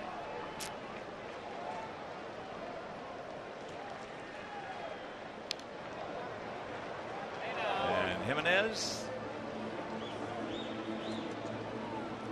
on top of the count, 0-2.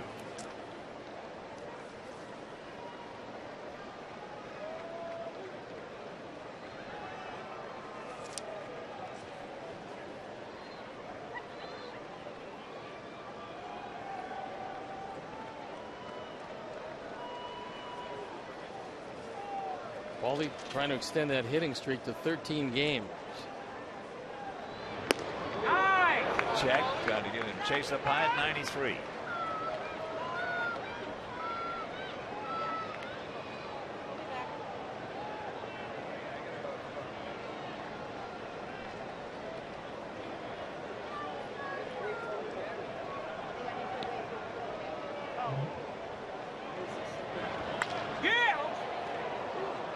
The ball is sliced, foul.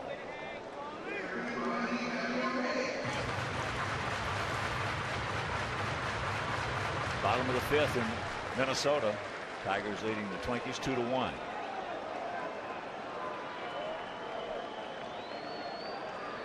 But right here, a 4-4 tie with 2 out, 2 on.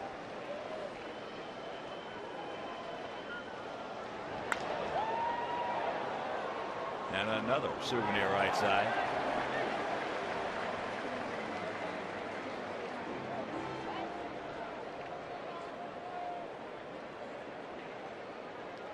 This entire at bat, he's kept everything away from Paul.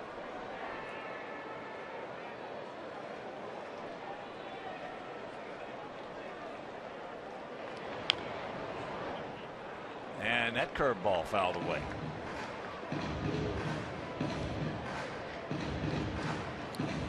Our Menard pitch tracks will show you that the whole at bat, as you can see, all over the outside part of the plate. That's usually when Paulie gets a base hit to right or right center field. And he's come close a couple of times in this sequence.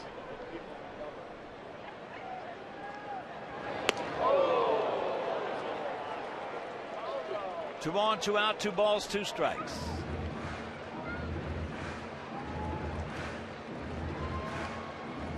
It's up to 96 at the old ball yard.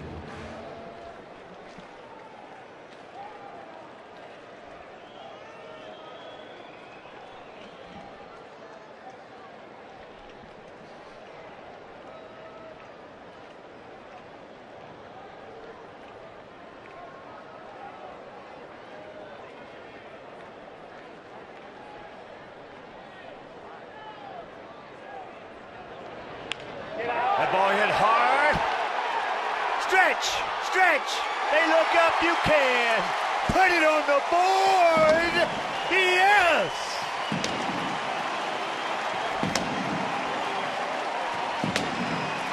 Paul Konerko continues this contagion of hitting. A 3-run blast. That's his 400th home run in a White Sox uniform. And the Sox lead it 7-4. Mercy!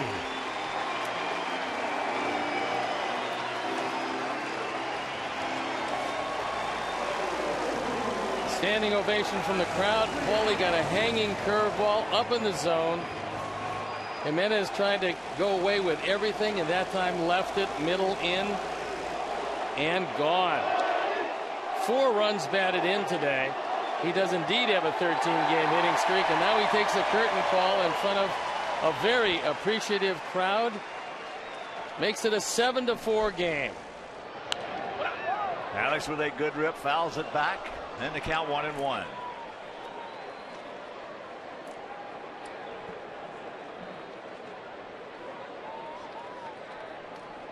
Well, I've already got the title picked out for his book he's going to write on hitting. As there's a 3-hopper. Yes, makes a nice play, throws him up, but not before the 3-run homer by Paul Konerko. It's 7-4 White Sox.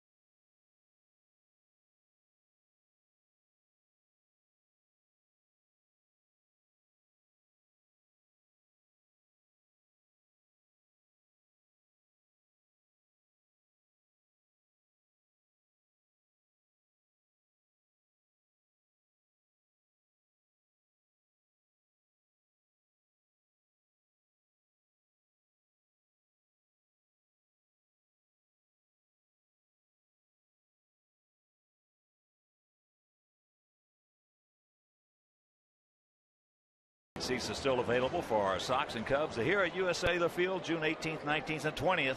So purchase tickets by visiting whitesox.com or calling 866-SOX-GAME. There's a look at our captain. What a streak Paulie is on. Well, you saw the spread of pitches by Jimenez, all going away. And Paulie was able to foul off a couple of fastballs that were right on the outside corner or just off the outside corner. As Paulie will take it. And that's one out. Kochman now 1 for 2. Here's our Ford home run replay, and take a look at this one. This is a hanger that sits up there. It looks like it's on a tee. Paulie takes it out of the park. Instantly, a 3-run lead, a 13-game hitting streak, 4 runs driven in today. Boy. But that was set up by him being able to foul off a couple of pretty good pitchers' pitches that were away. Well, that's what he's been able to do for a long time, but it's especially prevalent this year. Well, as I say, the professor, he's got his PhD in hitting. So what's the title of the book? You left it off. It was a cliffhanger. It's a thinking man's game. That's a good one. It's a thinking man's game because what he has done, he went through all the BS about the mechanics. Finally, it's now the approach. And Paulie, I tell you, when he first joined us, I was really concerned about his health. I thought he might just absolutely hurt himself because he was so tough on himself. He'd go down in that dugout, and whatever was close, he was going to hit. And he went through that phase, and the maturation process, I should say, with Paulie. Well, that's popped up. Stay in here. Come back. It will. Paulie's now going to take charge. And that's out number 2. But it's been one of the most interesting processes I've ever witnessed in all my years in this game is watching him mature. He's been one of my real joys of being associated with the White Sox for over a quarter of a century, because he went through it, he overcame it, and now you're not talked about it. In my opinion, if he wants to, he can play another 4 or 5 years. He's now become a thinking man's hitter. And when you can turn a fastball around the way he can, and you can do what he can do with the bat now, he's figured it out. Well, and in this league, obviously, we have the designated hitter, and I think one of the ideas that Robin has used this year is play Adam Dunn defensively to keep Adam more in the game. He hits better when he does play, and that will hold true for Paulie. Nice inning right here. For Gavin, 1, 2, 3. We're halfway home, leading 7-4.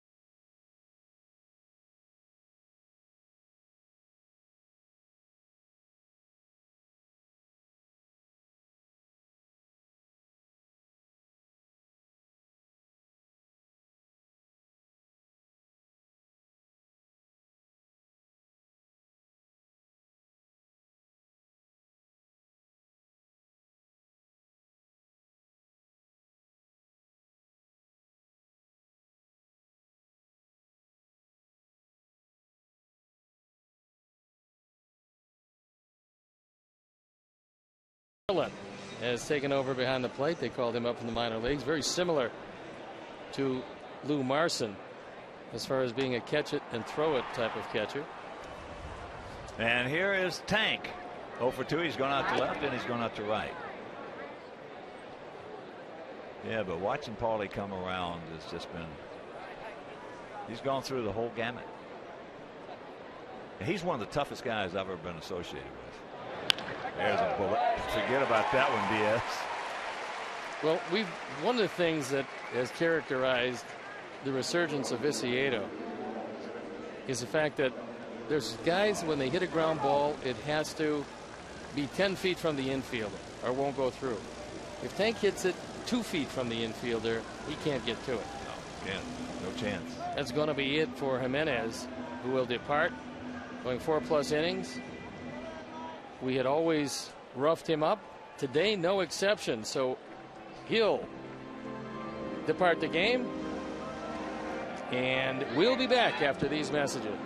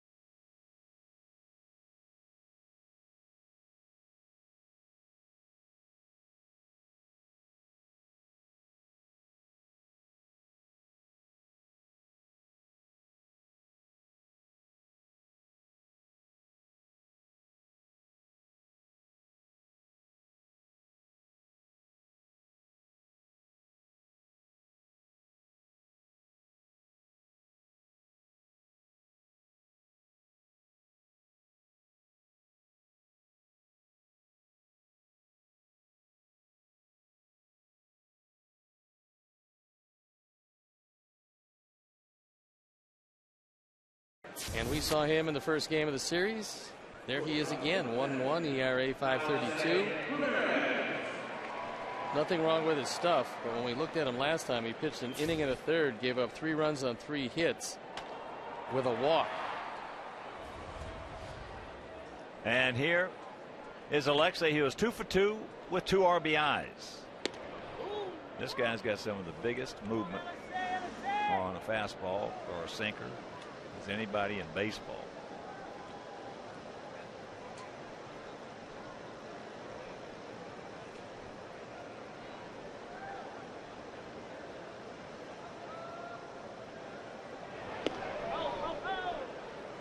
Oh, and 2 the count.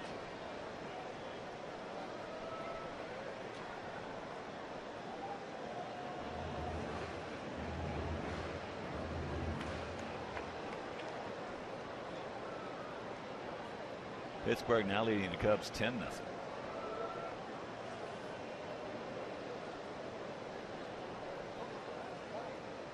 That ball hit hard, fair, right down the line. You just yanked it, got those hands in. So Tank will be held at third, and they put it on him. He's out. He is. They got him. With nobody out, just kind of a mental mistake on the part of Viciedo because Joe McEwing was holding him up. Tank strayed a little too far. And Tank will be singing soprano on the flight to Tampa.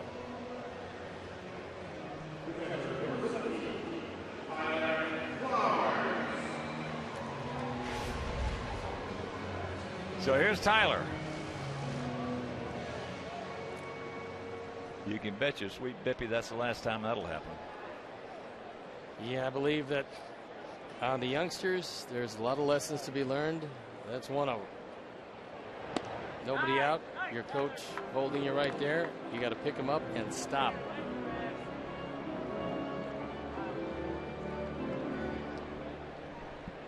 Tyler 0 for 2. He's due.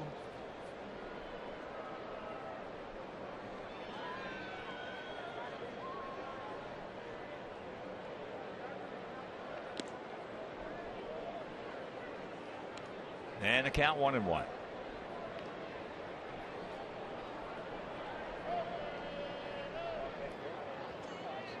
So Alexi picks up his 5th two-bagger. More importantly, 3 for 3 today. When he joins in this contagion. Whew. We talked about the signs last night and the fact that a lot like Viciedo, as soon as it gets warm, he starts to heat it up. It's coming to him a little later this year than it has been. But if we get production out of the bottom part with Ramirez in the 7th spot, this lineup is going to be very difficult to control. Watch out.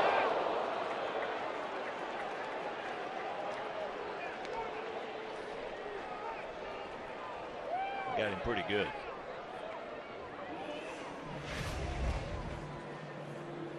That was a fastball, and it was up. Unfortunately, Tyler was able to get that arm up.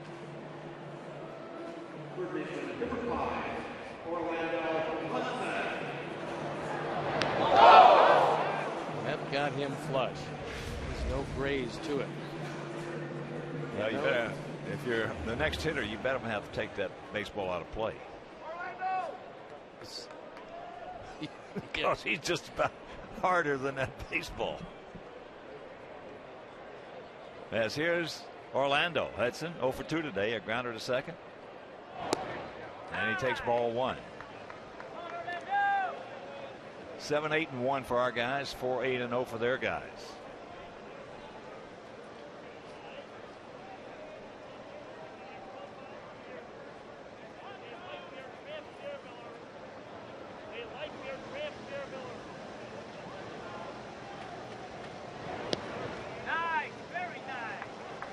And the count 2-0. You can close the book on Jimenez. He went 4+ innings, gave up 7 runs, 7 hits, walk 4, fan 3.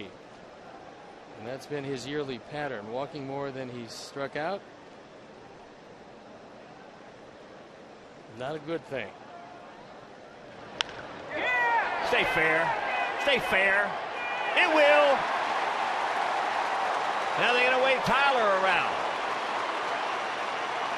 Alexei scores. Flowers scores. Sox lead at 9-4. Yes! Orlando Hudson. A triple.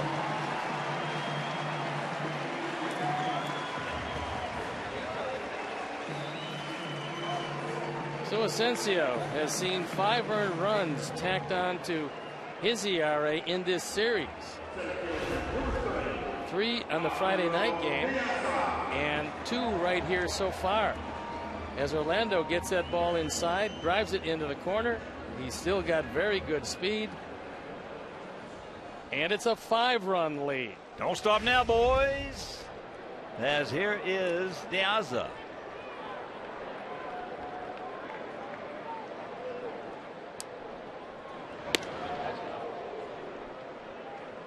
Alejandro was hit by a pitch in the bottom of the 1st and came around to score.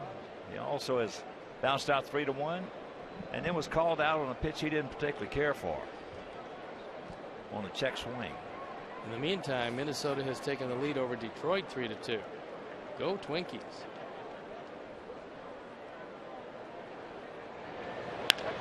They'll get the job done. Brantley's not going to get that one. That short hops the fence, so Hudson will score. Now De Aza making the turn. He's on his way to third. He'll get there with his 3rd triple. And it's a 10-4 ball game. Now he gets up. He's coming home, and he is going to be out. Meanwhile, Hudson has crossed the plate. We got a 3 spot up there with 2 down, and that'll bring up Beckham. Well, there's a couple things that you very rarely see in the same inning. One is back-to-back triples, and the other is a put-out at third and a put-out at the plate in the same inning. But the throw beats him by plenty.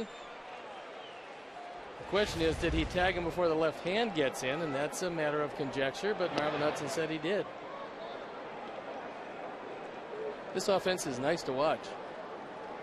The contagion. it's very entertaining.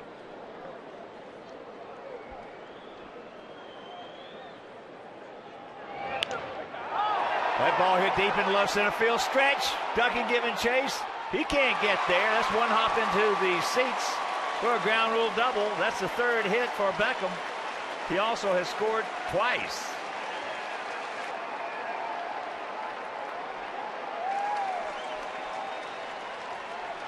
Gordon Beckham heating it up. This one right over the middle of the plate. Two singles and now a double. And the inning rolls right along.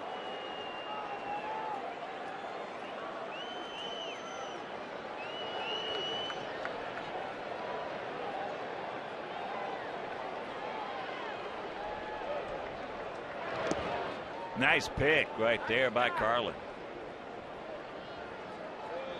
Adams 0 for 1 with a couple of walks and a run scored. That one could have easily gone to the screen. It didn't. Saved 90 feet.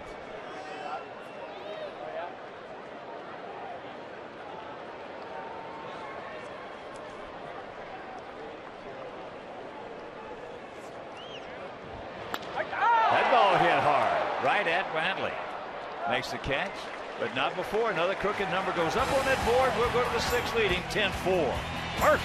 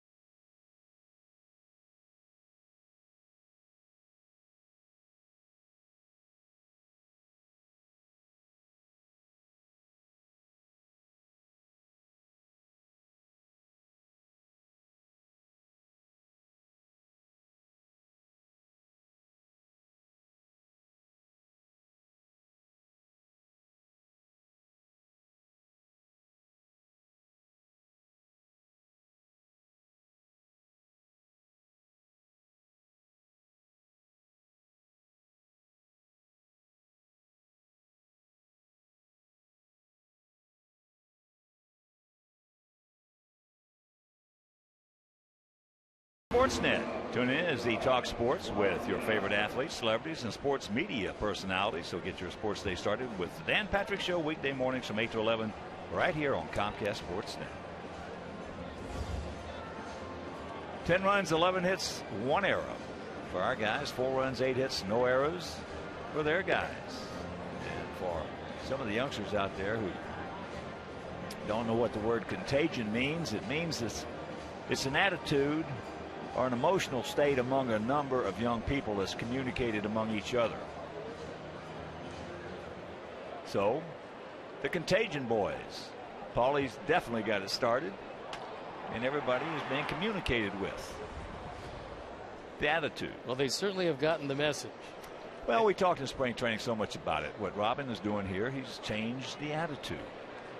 And attitude can overcome a lot of things. I really felt in looking at lifetime numbers that this lineup could produce some runs. It took the extreme heat of this homestand to do it. There's Diaz coming up with his second major league hit. He's now 2 for 2. He also was hit by a pitch. We do know one thing about this Indian team. Yes, they have a lot of injuries. However, yesterday they fell way behind and came back. They came back a couple of times, as a matter of fact. So just because it's 10-4, this offense, even as depleted as it is not going to lay down. They're not going to quit. Maniac's got them in that state of mind. And we're going to a place after this game today. We're going down to St. Petersburg to take on a team for the next 3 days that their manager has done the same thing. He's got those guys in a state of mind they think they can win. Well, they've got the third best pitching in the league, and they're 17-7 at home. So we're talking about a pretty good Tampa team that came into action today. Although they've only won 5 of their last 10, they're only one game in back of Baltimore for the lead in the East. Yankees winners of 4 in a row, and before it's over, you know they're going to find a way to get there. Tampa Bay, as we speak, trailing Boston 3-2. That's in the top of the 8th at Fenway.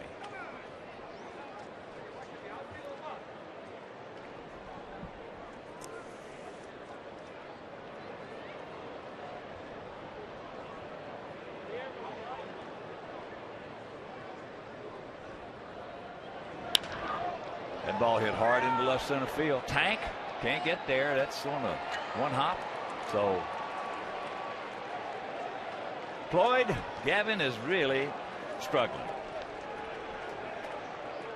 Luke Carlin with his first at bat.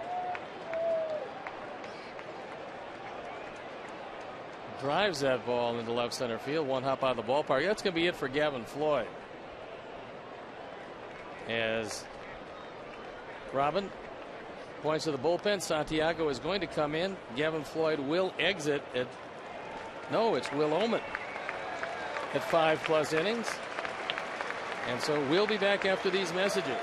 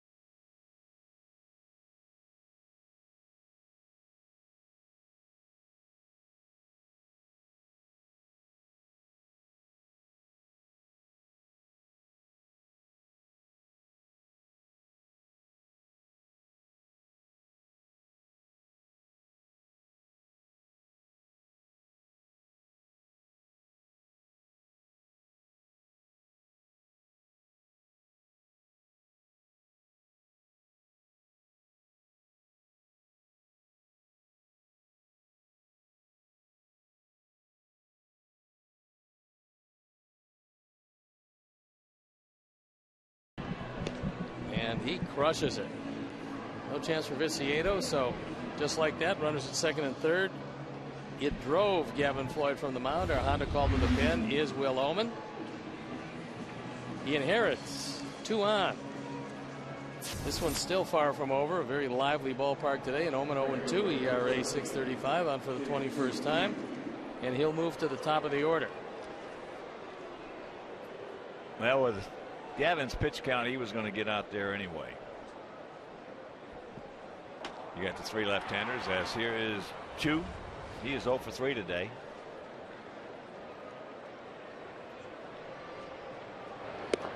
That was Carlin's first major league double. He has a couple of home runs and his first hit of the season, first at bat of the season. They called him up when Carlos Santana went on the DL for that concussion.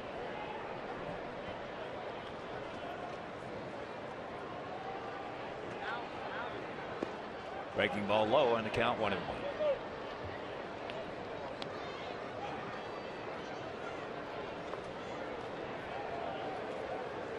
Not a real easy day for Gavin Floyd. However, just like Jake Peavy yesterday, you get a win. If you do, it doesn't matter how many you give up. The name of the game is winning the game, and Jake made that perfectly clear yesterday. Back. And they asked him about his ERA. Was he disappointed his ERA went up? And he said, the team won. That's all I'm interested in, is the team winning. And, you know, the ERA went up. Really didn't matter. Well, the only thing Jake wants to do is win. Yeah, and that he did. And that's a throwback, because in years past, pitchers they could give a flip about there. That's popped him up. Good pitch. They hit it and he pops it up. So that is out number 1. All they wanted was just the W as you look at Jake. And he is a throwback with his competitiveness. He doesn't care how he gets it done. Just put the W up there. Well, they got to 8-7, and the Indians could get no closer. Jake picked up win number 6. He's 6-1 this year.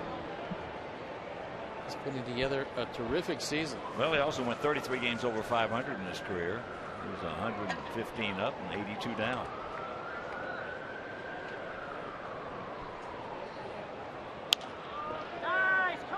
Bradley. Diaz will score, and it's a 10-5 ball game. I said that was Carl's first major league. That was his first double in a Cleveland uniform. He had 3 doubles with San Diego. That was back in 08. Second RBI of the day for Brantley.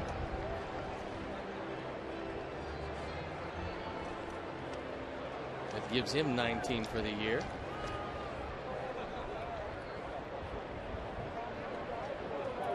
Here's Kipnis.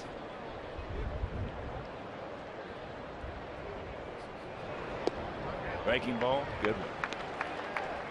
Kipnis 2 for 3. What new?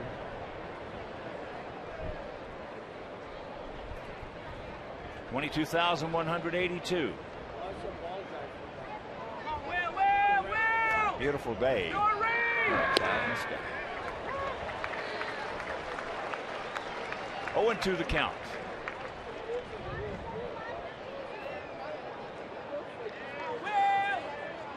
And it's getting cooler. It's up to 96. Now it's dropping drastically to 94.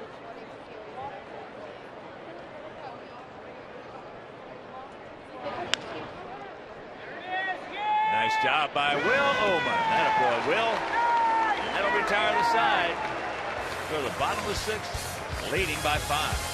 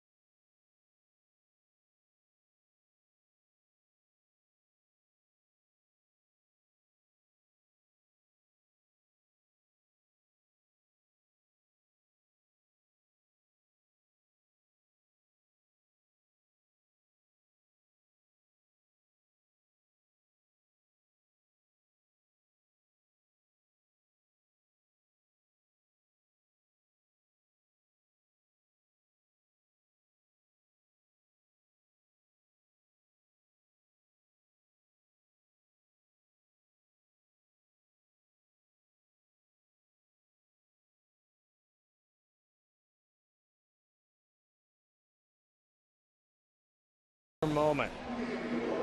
Paul Konerko, riding a 12-game hitting streak, rides one out of the ballpark, giving the Sox the lead 7-4 at the time.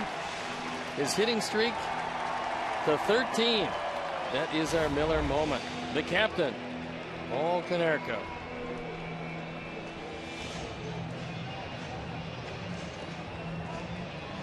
Most home runs in franchise history. Paulie 48 behind Frank. And you would think that he would hold the record before it's all said and done. Yeah, barring injury. Yep. Well, we talked about it, though. Look at this. He makes it look ridiculously easy. I mean, everybody in the world knows that it's the most difficult thing in sports, and yet Paulie just goes up there. Could have easily had 3 today. He's got 2 of them. He just reaches out. He's got that batting average to .399 with that little serve, that little flipper out into right center field. He's learned how to slow his bat down. It's amazing. It's just amazing. Yeah. Everybody in baseball is trying to learn how to speed it up, and he's learned how to slow his down. Alex is 1 for 2. An RBI single back in the first inning. He also walked, stole a base, and scored on a 2-out single by Alexei. Now you have advanced scouts all over the league, and they follow us around wherever we go. So the advanced scouts from Tampa, I'm sure, were here and have been following this team for a bit. And I can pretty much see the advanced scouting report on Paul Konerko, and it says walk him. Because there is no one place you can get him. Yeah, it says don't even mess around with him, just put 4 up. And if you make a mistake, it's probably going to cost you. That's high in the right field. She was there. So that is out number 1. Well, I've seen that done. I mean, I've seen it done. When I was playing with Cleveland, we had a guy with the greatest stuff in baseball, Sam McDowell. Frank Howard was playing for the Washington Senators. He used to wear out Sam. And he wore Sam. I mean, the harder Sam would throw it, he threw it 105. Frank would hit it 500 feet. So before the game, Alvin Dark was the manager. He had a clubhouse meeting. He said, Sam, don't even worry about Hondo today. We're going to walk him 4 times. Sure enough, he's hitting 3rd. First inning, 2 out. Put him on. Well, that's what Buck Showalter did when he managed the Arizona Diamondbacks. And with the bases loaded, he walked Barry Bonds to walk in a run to cut the lead to 1. Got the next guy, won the ball game, but he wasn't going to let Bonds beat him. That's a great move. Yeah, and everybody said, how can you possibly walk him, putting the go-ahead run out at second base? And he said, well, because he's just too good at this point. If you want to go back a few years and talk about managers who were out of the box, probably the one that was the most out of the box was a great manager. And he's in the Hall of Fame, and that was Whitey Herzog. There's a ground ball, should be 2. And rack them up. So that'll retire us in the 6th. We'll go to the 7th. It is still 10-5 good guys.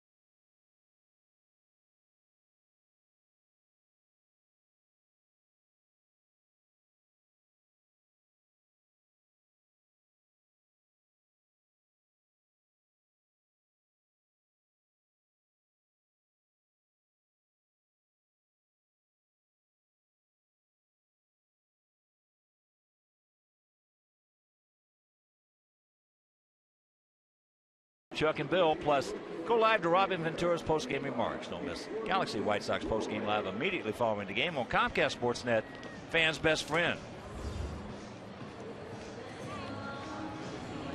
And we've got a new pitcher in the ball game. So a great job by Will Oman as he came on with runners at second and third, only allowed one of them to score. And Nate Jones comes in at 2-0. The ERA 1.23. Well, you know the thing about Oman, if you let him do what he's supposed to do, he does it very, very well. Get him 1 inning and let him get those left-handers out. He does it terrific. Here's our Home Depot doing more on defense, and it came in the 4th inning. Devin Floyd was in a jam. And this one right back to him. And it is a 1-2-3 double play that got him out of the 4th. He only gave up 1 run despite giving up 3 hits. Our Home Depot doing more on defense. Jose Lopez, Casey Kochman, Shelley Duncan here in the top of the 7th inning.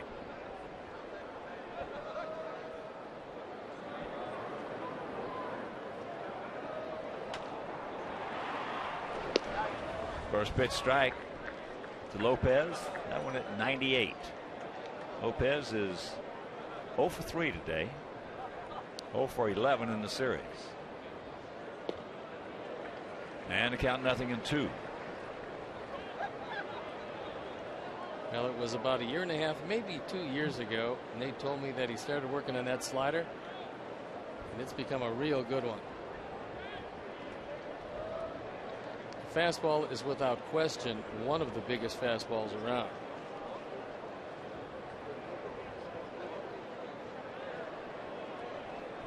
Texas leading Toronto 9-2. That game in the bottom of the 4th, and Josh Hamilton has not homered. He gone. How did that happen?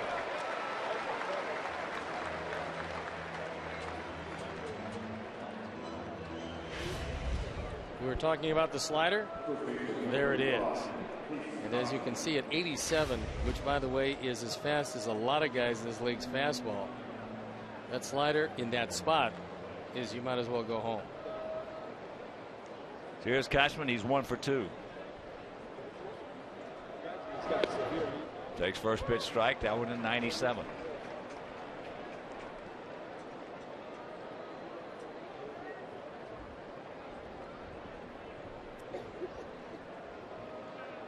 Hamilton hadn't homered, but Kinsler and Beltre have. Kinsler with a 2-run homer and a 2-run double in that game as that's popped up. Orlando making the call. 2 down.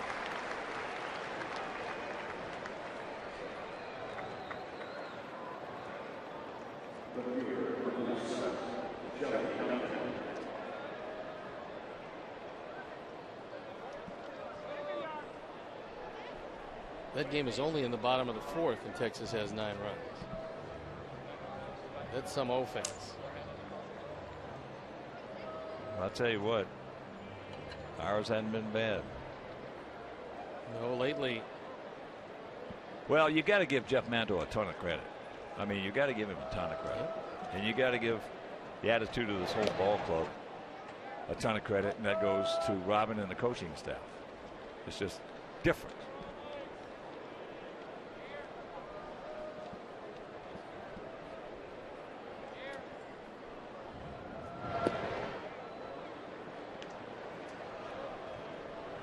And again, it seems like every time we say something good about Robin and the coaching staff, and this thing is a reflection on the others, and then we're not meaning it to be that way, but we're not going to say what we have to say about a guy like Manto, the job he's done. We're going to say it, and if you can take it any way you want. As there is a nice job by Nate Jones. 7th inning stretch. We lead at 10-5.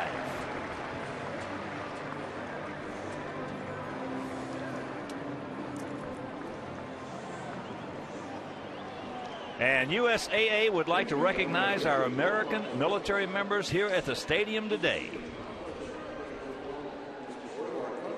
And our men and women stationed overseas. Please welcome Gerald Chaney for the singing of God Bless America. God bless America. Land that I love, stand beside her and guide her through the night with the light from above. From the mountains to the prairies, to the ocean, white with foam. God bless America, my home, sweet home. From the mountains to the prairies, to the oceans, white with foam. God bless America, my home, sweet home.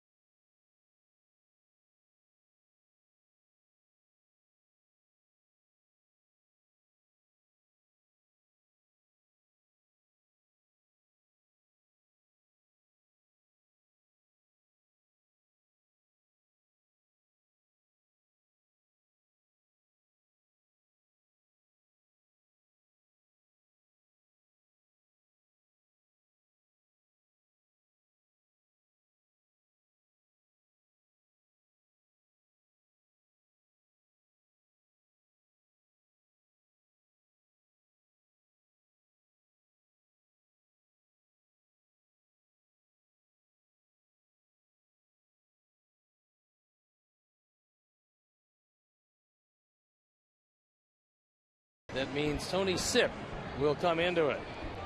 He pitched in yesterday's game, pitched an inning, gave up 2 runs on 2 hits.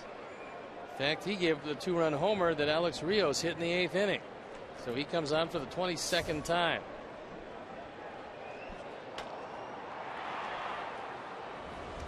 Here's Alexei. He is 3 for 3 today with 2 RBIs, and that is long and foul. Right size, wrong shape.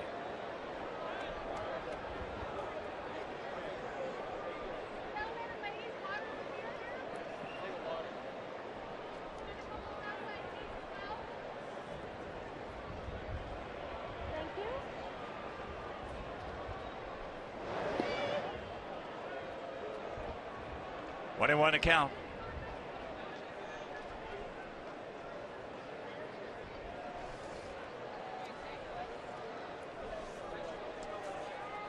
Outfield, they are straight up for the most part, spread out. Bit of a gap out there in left center. Had him way out in front on that one at 78. And the count 1 and 2. And a reminder, on Sunday, June 10th, come see our Sox take on the Astros. First 10,000 children 13 and under will receive a White Sox and Radio Disney baseball card pack presented by Radio Disney. That's Radio Disney, AM 1300. Your music, your way.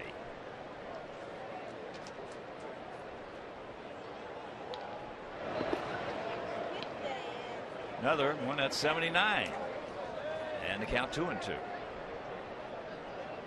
Be with us tomorrow afternoon. First of that 3-game set against the Tampa Bay Rays. A couple of good left-handers out there. Chris Sale for us and Matt Moore for them. And that game will be right here on Comcast Sportsnet. Another. That one is 79. Pops it up. Yes.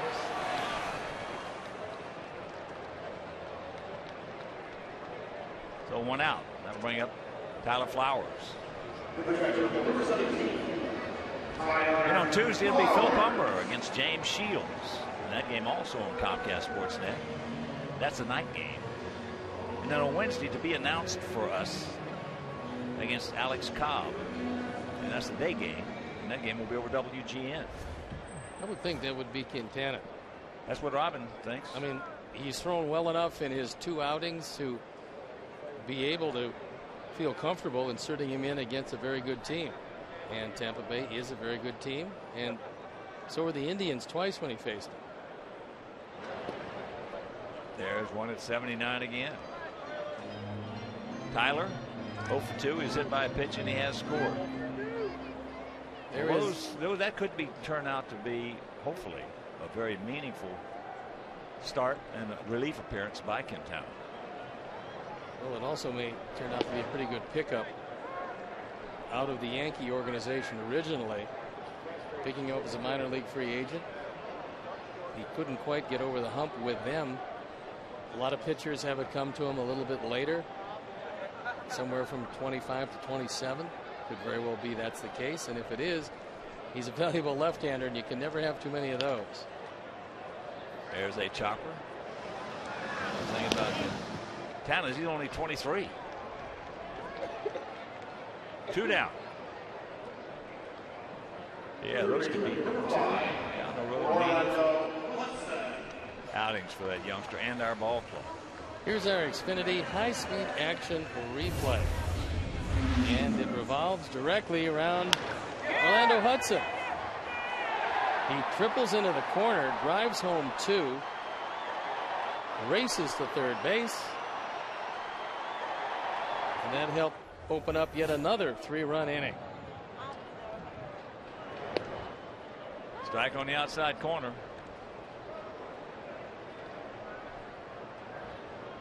Yesterday's game there was 3 4-run innings. In today's game there's been 3 3-run innings.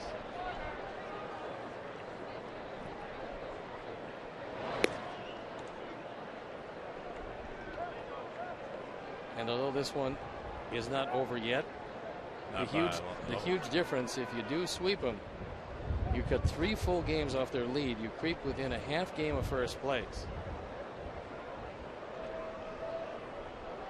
That's the psyche point as well.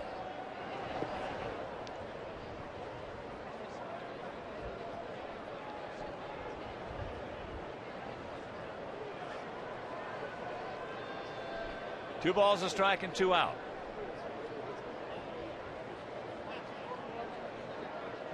Jake talking it over with Paulie about how he used to hit in the National League. Just like you, big guy. 2-2. Now those 2 guys right there, I've said it before, they're 2 toughies. They're the kind of guys, if you get in a fight, you better knock them out, because they're not going to quit. They're going to keep coming back at you.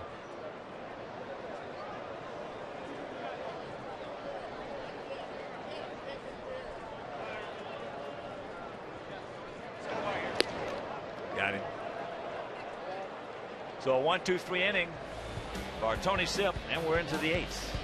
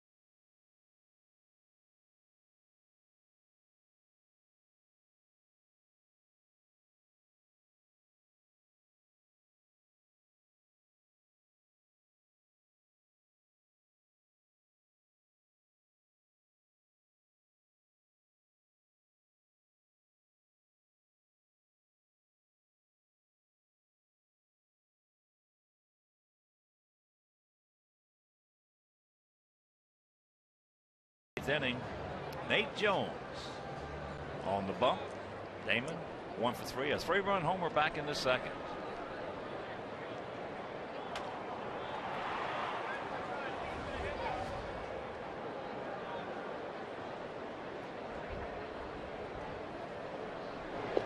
First pitch strike at 98. 98 with movement.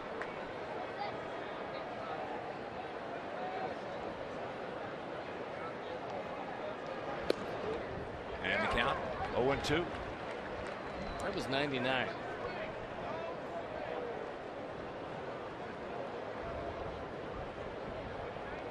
Also, top of the ninth in Boston, 3-2 Carmines. That's into left field. Tank coming on, stays with it, makes the catch. Nice play.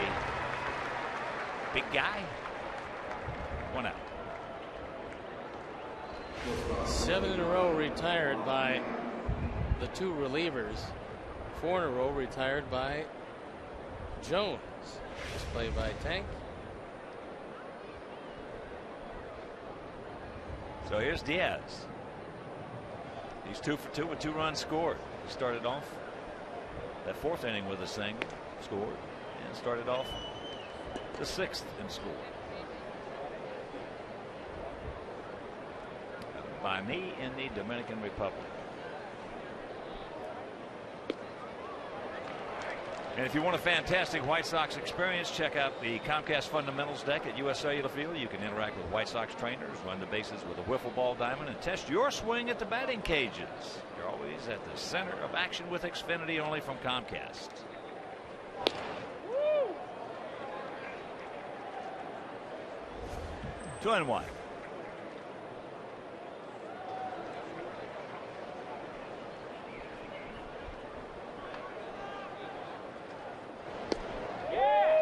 That one at 98.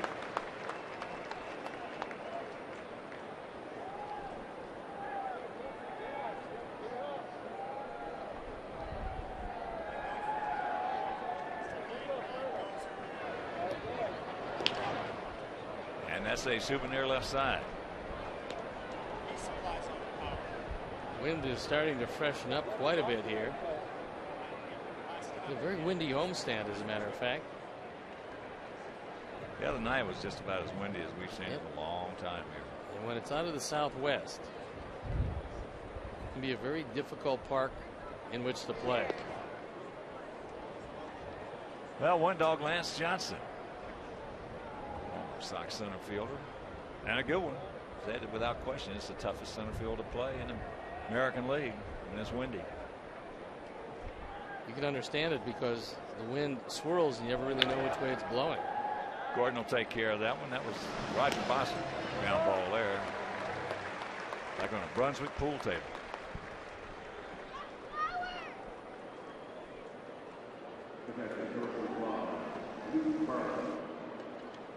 So here's Luke Carlin, making his second plate appearance. He came on for Marson, who was hitting the cheek or the lip or the mouth, it looked like. You haven't hit 3 of them today. All breaking balls. All breaking balls. Yeah. 2 off the foot, 1 off the cheek. None of them intentional.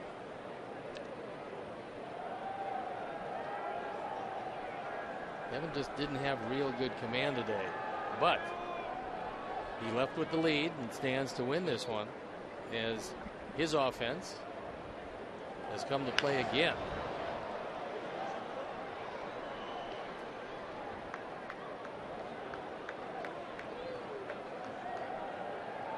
One and one to Carlin.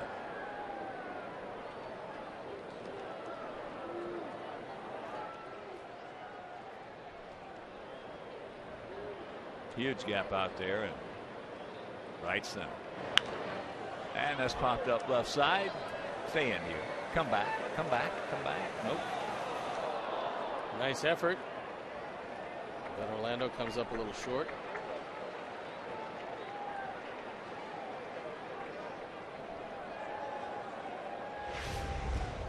Ball drifts. We told you about the wind increasing, and that ball just blew away from Hudson. We knew coming into this homestand, because we had not played well at US Cellular Field, that this would be of vital importance, especially with the Indians coming to town. this holds up, it'll be 5 of 6. It'll put us just within 1 game of 500 at home, which is a big comeback. He gone. 6 up, 6 down for Nate. And we'll go to the bottom of the 8th.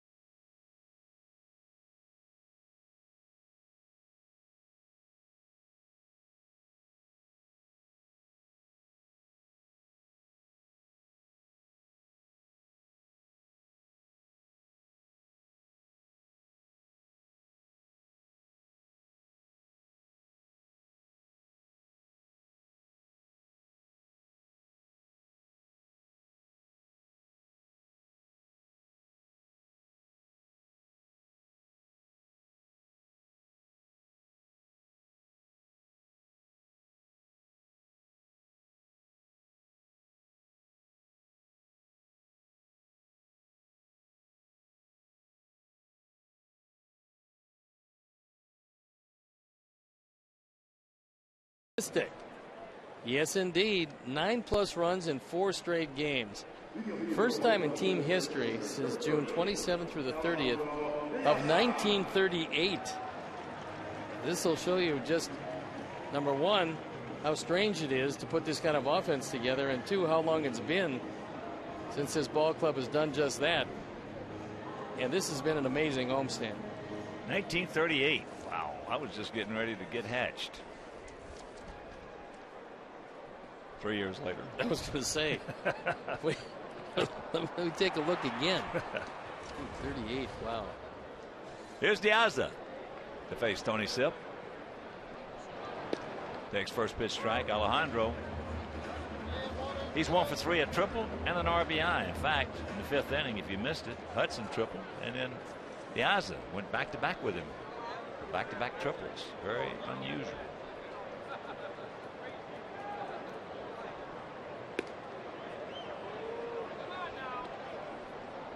1-1 to count. Sox, if you're just tuning in, 3 in the 1st, 1 in the 3rd, 3 in the 4th, and 3 in the 5th. Indians, 3 in the 2nd, 1 in the 4th, and 1 in the 6th. And once again, a very happy Memorial Day and a Memorial Day holiday. To me, outside of some religious holidays, this to me is just as meaningful, more meaningful than any other. Remembrance of our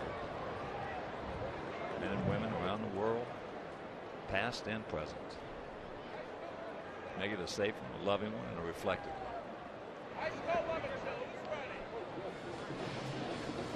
2-2. Well, you always think of anybody in your family was in the military today, the people who are currently in it. My father in World War II in the Pacific was attached to a Marine Corps unit, going to be the first to invade the island of Japan, and then of course the bombs were dropped and they surrendered. Enola Gay, this line drive, that's going to be a hit, so a good way to start here in the 8th. Alejandro picking up his 2nd.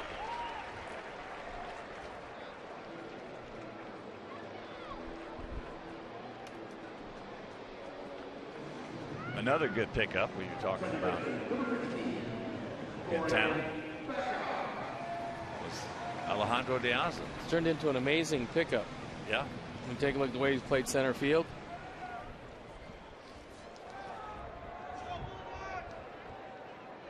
As here's Beckham. He is 3 for 3 today. 2 singles, a double, a walk, and 2 runs scored. Make it 4 for 4. Thank you very much. Sully's happy, along with Gwen and Grace. I'm dancing in the streets. Sully, Gordon's mom, and Gwen and Grace's sisters. Ties a career high. We talked about Gordon Beckham. Despite the fact his batting average is a little over 200, he had shown signs over the past 10 days of getting very, very good at bats each and every time. And today, it's paid off. Got it up to 224.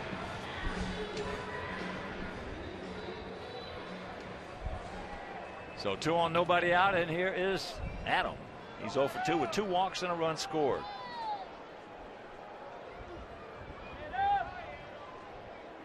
Sully, I'm still waiting on those cheese straws.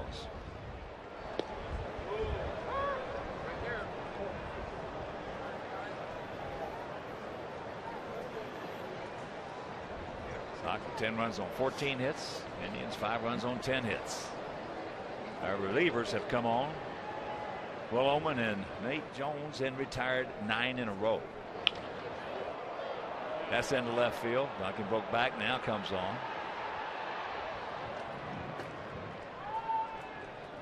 So 1 out. You can tell the wind had a big effect on that one, because Shelley Duncan broke back, and then the wind was knocking that ball down, and he had to run a long way to put it away. And here's Paulie. Listen to this ovation. Wow. Here's what he did back in the 4th inning with 2 aboard.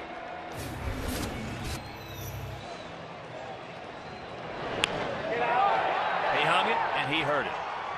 That was a long at bat where Jimenez stayed away with everything until that last pitch.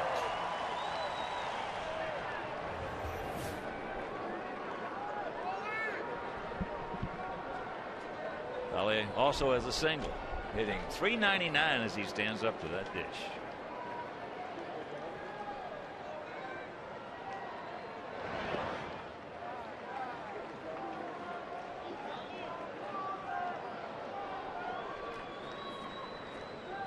Paulie .399, 11 homers and 33 knocked in.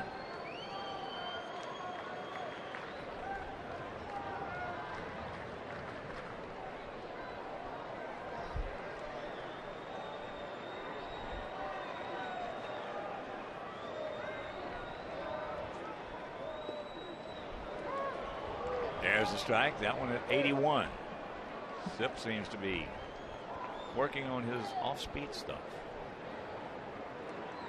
I would too if every fastball I threw was rifled somewhere. Well, that's what Maddox always said. That was plan C for him. Get below the hitting speed. Keep throwing it slower.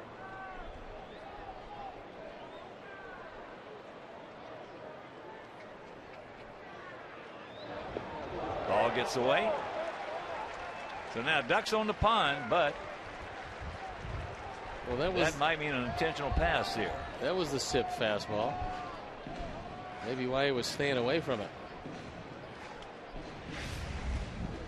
Our BMO Harris Bank pitch tracks will show you one that really is wild.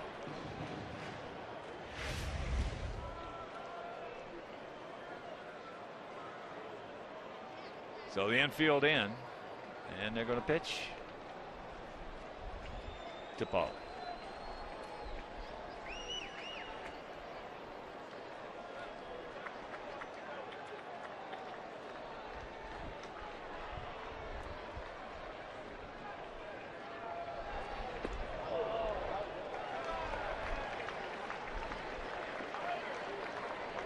Three and one.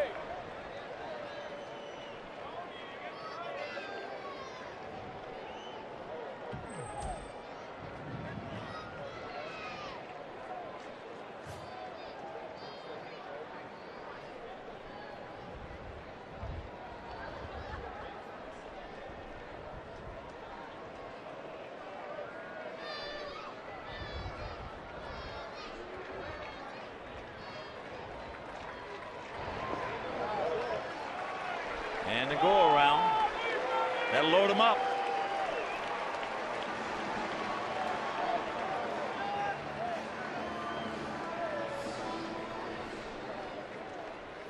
And that's going to be it for Paulie, and he'll get a tremendous hand coming out of this one. Yet another standing ovation as Brent Lillibridge comes on a pinch run. And as Scott Radinsky talking with Tony Silp, here's what Alex Rios did yesterday against Tony Silp. Tried to go with that fastball in. Well, Steve told you he went to the plate 5 times. He hit it right on the money all 5 times.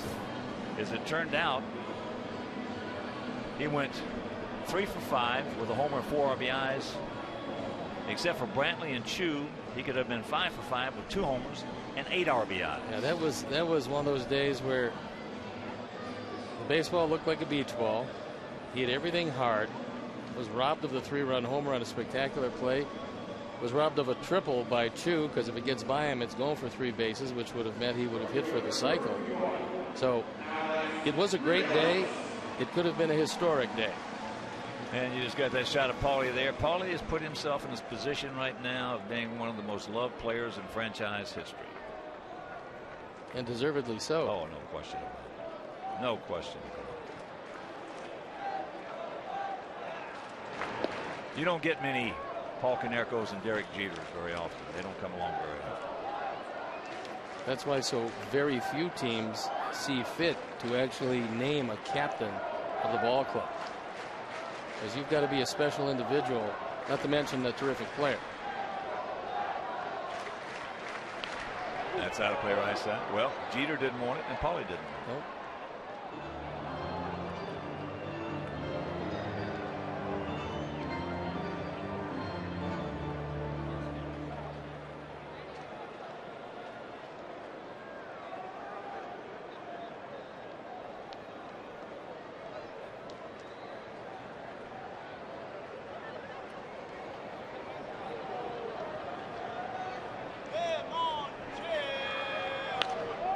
And that 0-2 fastball is lined hard foul. Souvenir right side.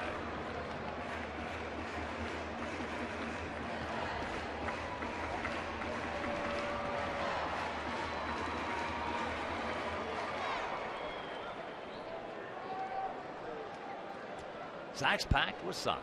Good speed aboard. I was gonna say, that's about as much speed as we can put on the bases at one time.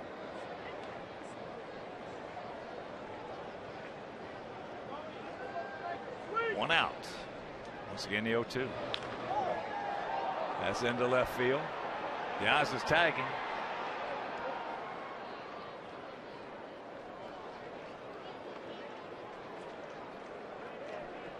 Two down. And a reminder, you can follow our Sox with the MLB.com @Bat12 app for your iPhone, iPad, Android, and Windows Mobile. Get live audio, pitch tracking, video highlights, and more. Text @Bat to 31826 or visit WhiteSox.com.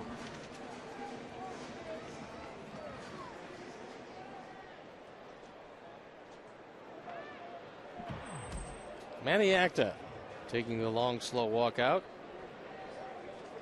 It appears that's going to be it for Sip. He will leave the ball game with the bases loaded. 2 outs here at the bottom of the 8th inning. Well, when you can stay away from Pestano and Perez with these guys, you're in good shape. You're in very good shape. All right, we'll be back.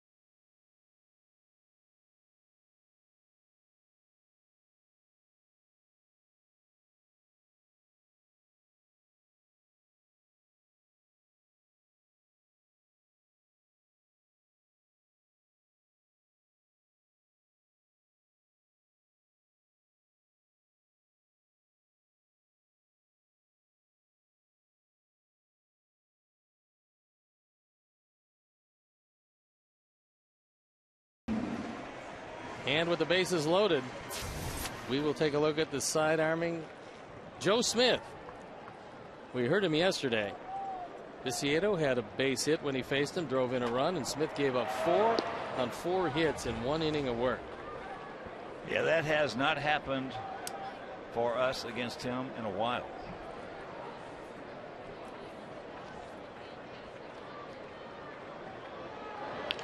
And look at this serve out there. There's a little Canerco swing for you. It's going to score a pair and make it a 12-5 ball game. Second hit of the day. 25 driven in for the tank. Smith came on, and that was a pretty good sweeping slider. It was low and away, good plate coverage. And another big offensive day. Those two charged to sit.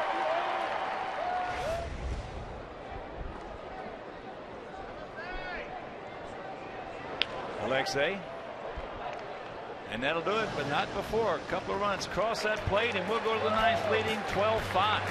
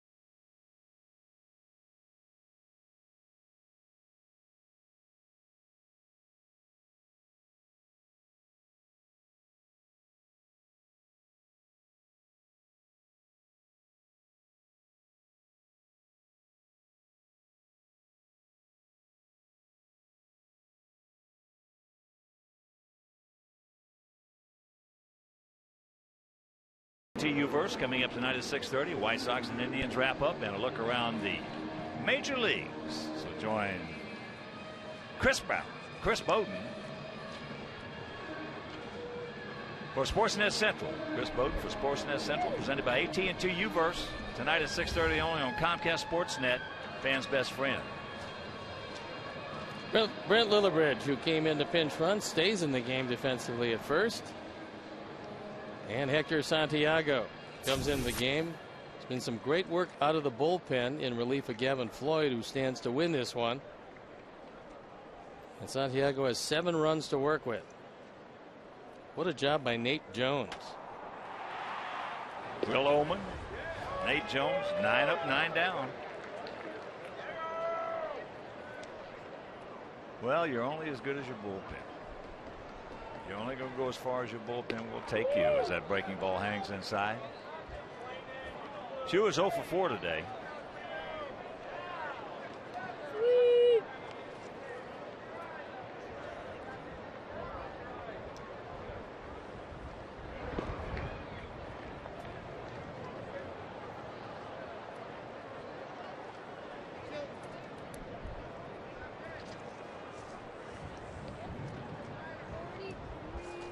Wind whipping up some dirt around home plate. 12 runs, 15 hits, 1 error for our guys. 5 runs, 10 hits, no errors for their guys. As the Sox trying to sweep. Come on, Hector, no walks, buddy. Count 3-1. They hit their way on. And the Red Sox who were leading that game against Tampa Bay, finding that sometimes when you're down to your third closer, it doesn't work very well, as Tampa Bay beat Boston 4-3. There's a strike.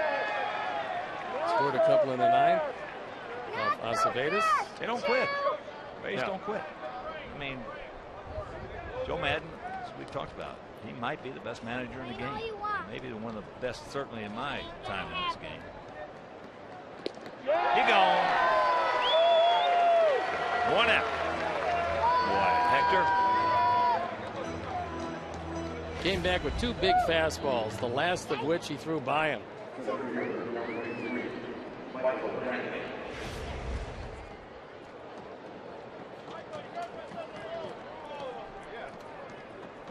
So here's Brantley. He's 1 for 4. RBI single. Also picked up another RBI with a ground out.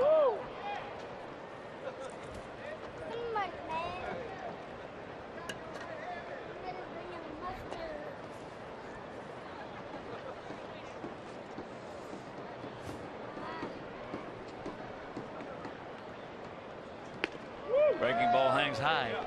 Glad to see him throwing that breaking ball more. Actually, the times he got in trouble was when the screwball wasn't screwing. That curveball is good, and it makes his fastball that much better. That was a pretty good pitch he didn't get. Go, Brantley, what you got? BMO Harris Bank pitch tracks. Could have gone either way. Count evens at 2. And once again, a reminder, make your plans to be with us tomorrow afternoon. First of that 3-game set down at Tropicana Field. 2 good young left-handers. Chris Sale for us and Mike Moore for them. Matt Moore. Chopper, somebody get over there. That's got to go as a base hit.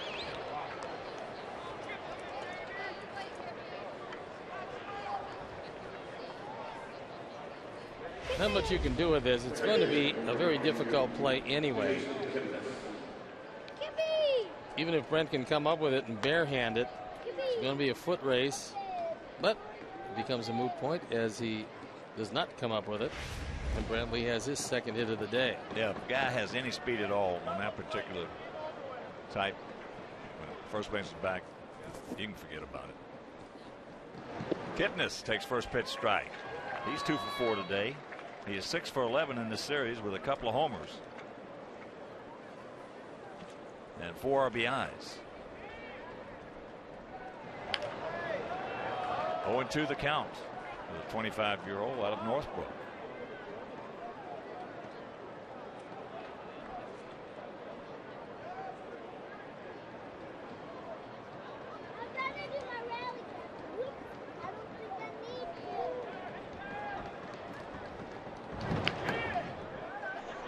Took a little something off that curveball. Left it upstairs. And he fights it off.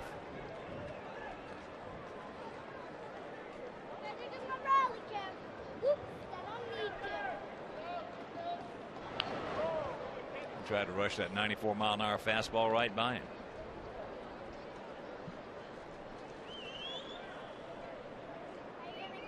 Jose Lopez on deck. In fact, the first 2 games of that Tampa Bay series will be right here on Comcast Sportsnet. On Wednesday, it'll be over WGN.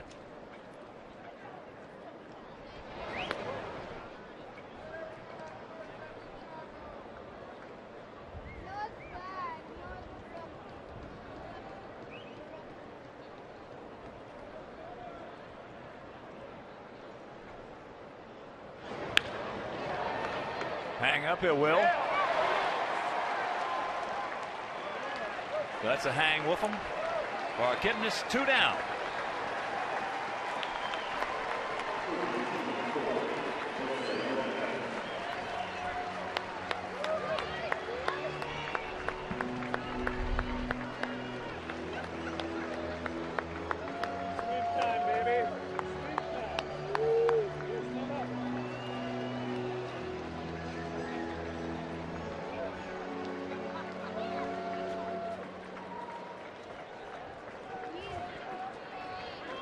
here's Lopez.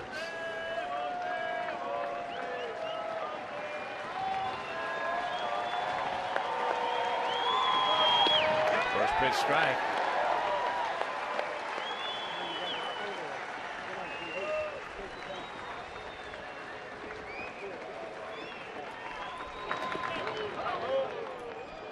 Turns it over, and the count 1-1.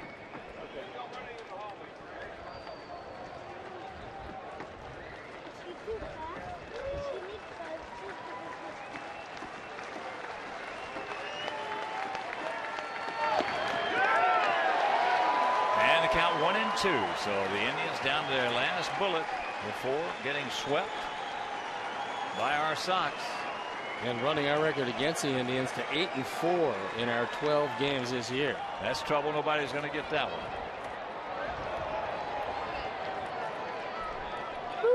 So they're going to wave him around.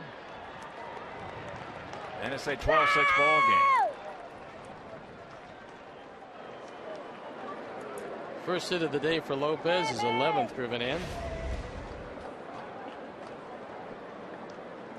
The Indians have scored enough in this series, but their pitching staff has been battered by our offense. That's the first hit of the series for Lopez. He's now 1 for 13, and here is Kochman.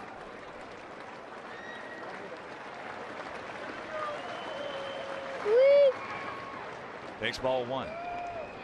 22,182.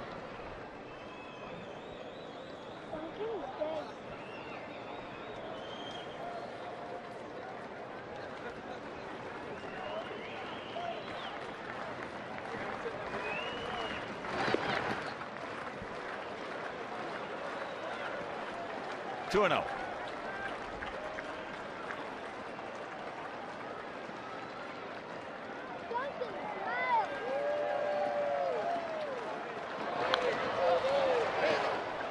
That is foul back.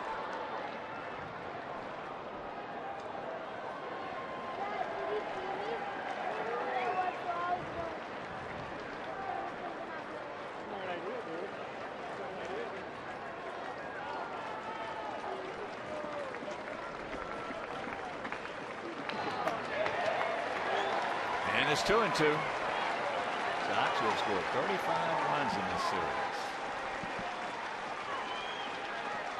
That'll usually get the job done, unless you score 20 of them in one day.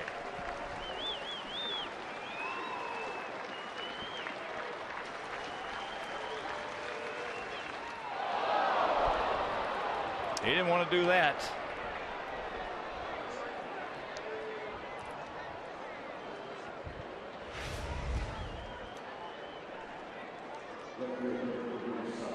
That got him pretty good. It did. So here is Kelly Duncan.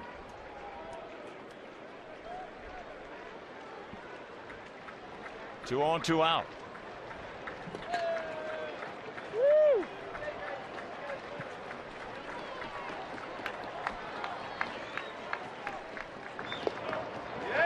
First pitch strike.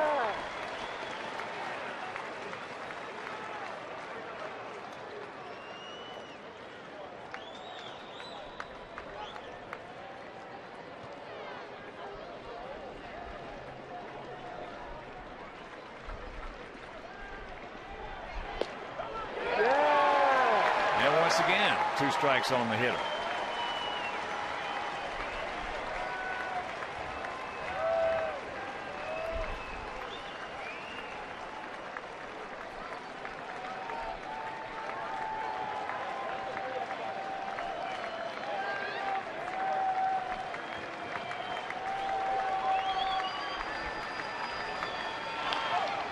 And that's popped up. Beckham, he's got him. And this ball game and the series are over. So the Sox on this homestand take 5 out of 6 from Minnesota and Cleveland. They now stand 1/2 game behind the Indians for first place in the Central. And this offense this series, Steve, was just awesome. Yeah, the homestand just was exactly what you would love to see, especially with the 3-game sweep of the Indians. The hitters from top to bottom all contributed. They got some good work out of the bullpen. And at the end of the day, we're within 1 of 500 here at home, which is of critical importance. And a great comeback. But let's check out our GMC player of the game. It is the professor, our captain, Paul Konerko. 2 for 4, a 3-run homer, another RBI. Paulie, well, he just continues to do it. Our GMC player of the game. So for my partner Steve Stone, our director Jim Angiu, our producer Mike Leary, our associate producer Dave Ross, our technical manager Mark Harper, and for the executive producer Jim Corno Jr., also for the mayor, me and Joe Grube, and up here in the booth, we got Tom Hoover, Frank D'Amato, Jeff Hilbert, down in the truck with sound, Dennis Wood. This is a Hawk. So long, everybody. You've been watching Chicago White Sox baseball on Comcast Sportsnet.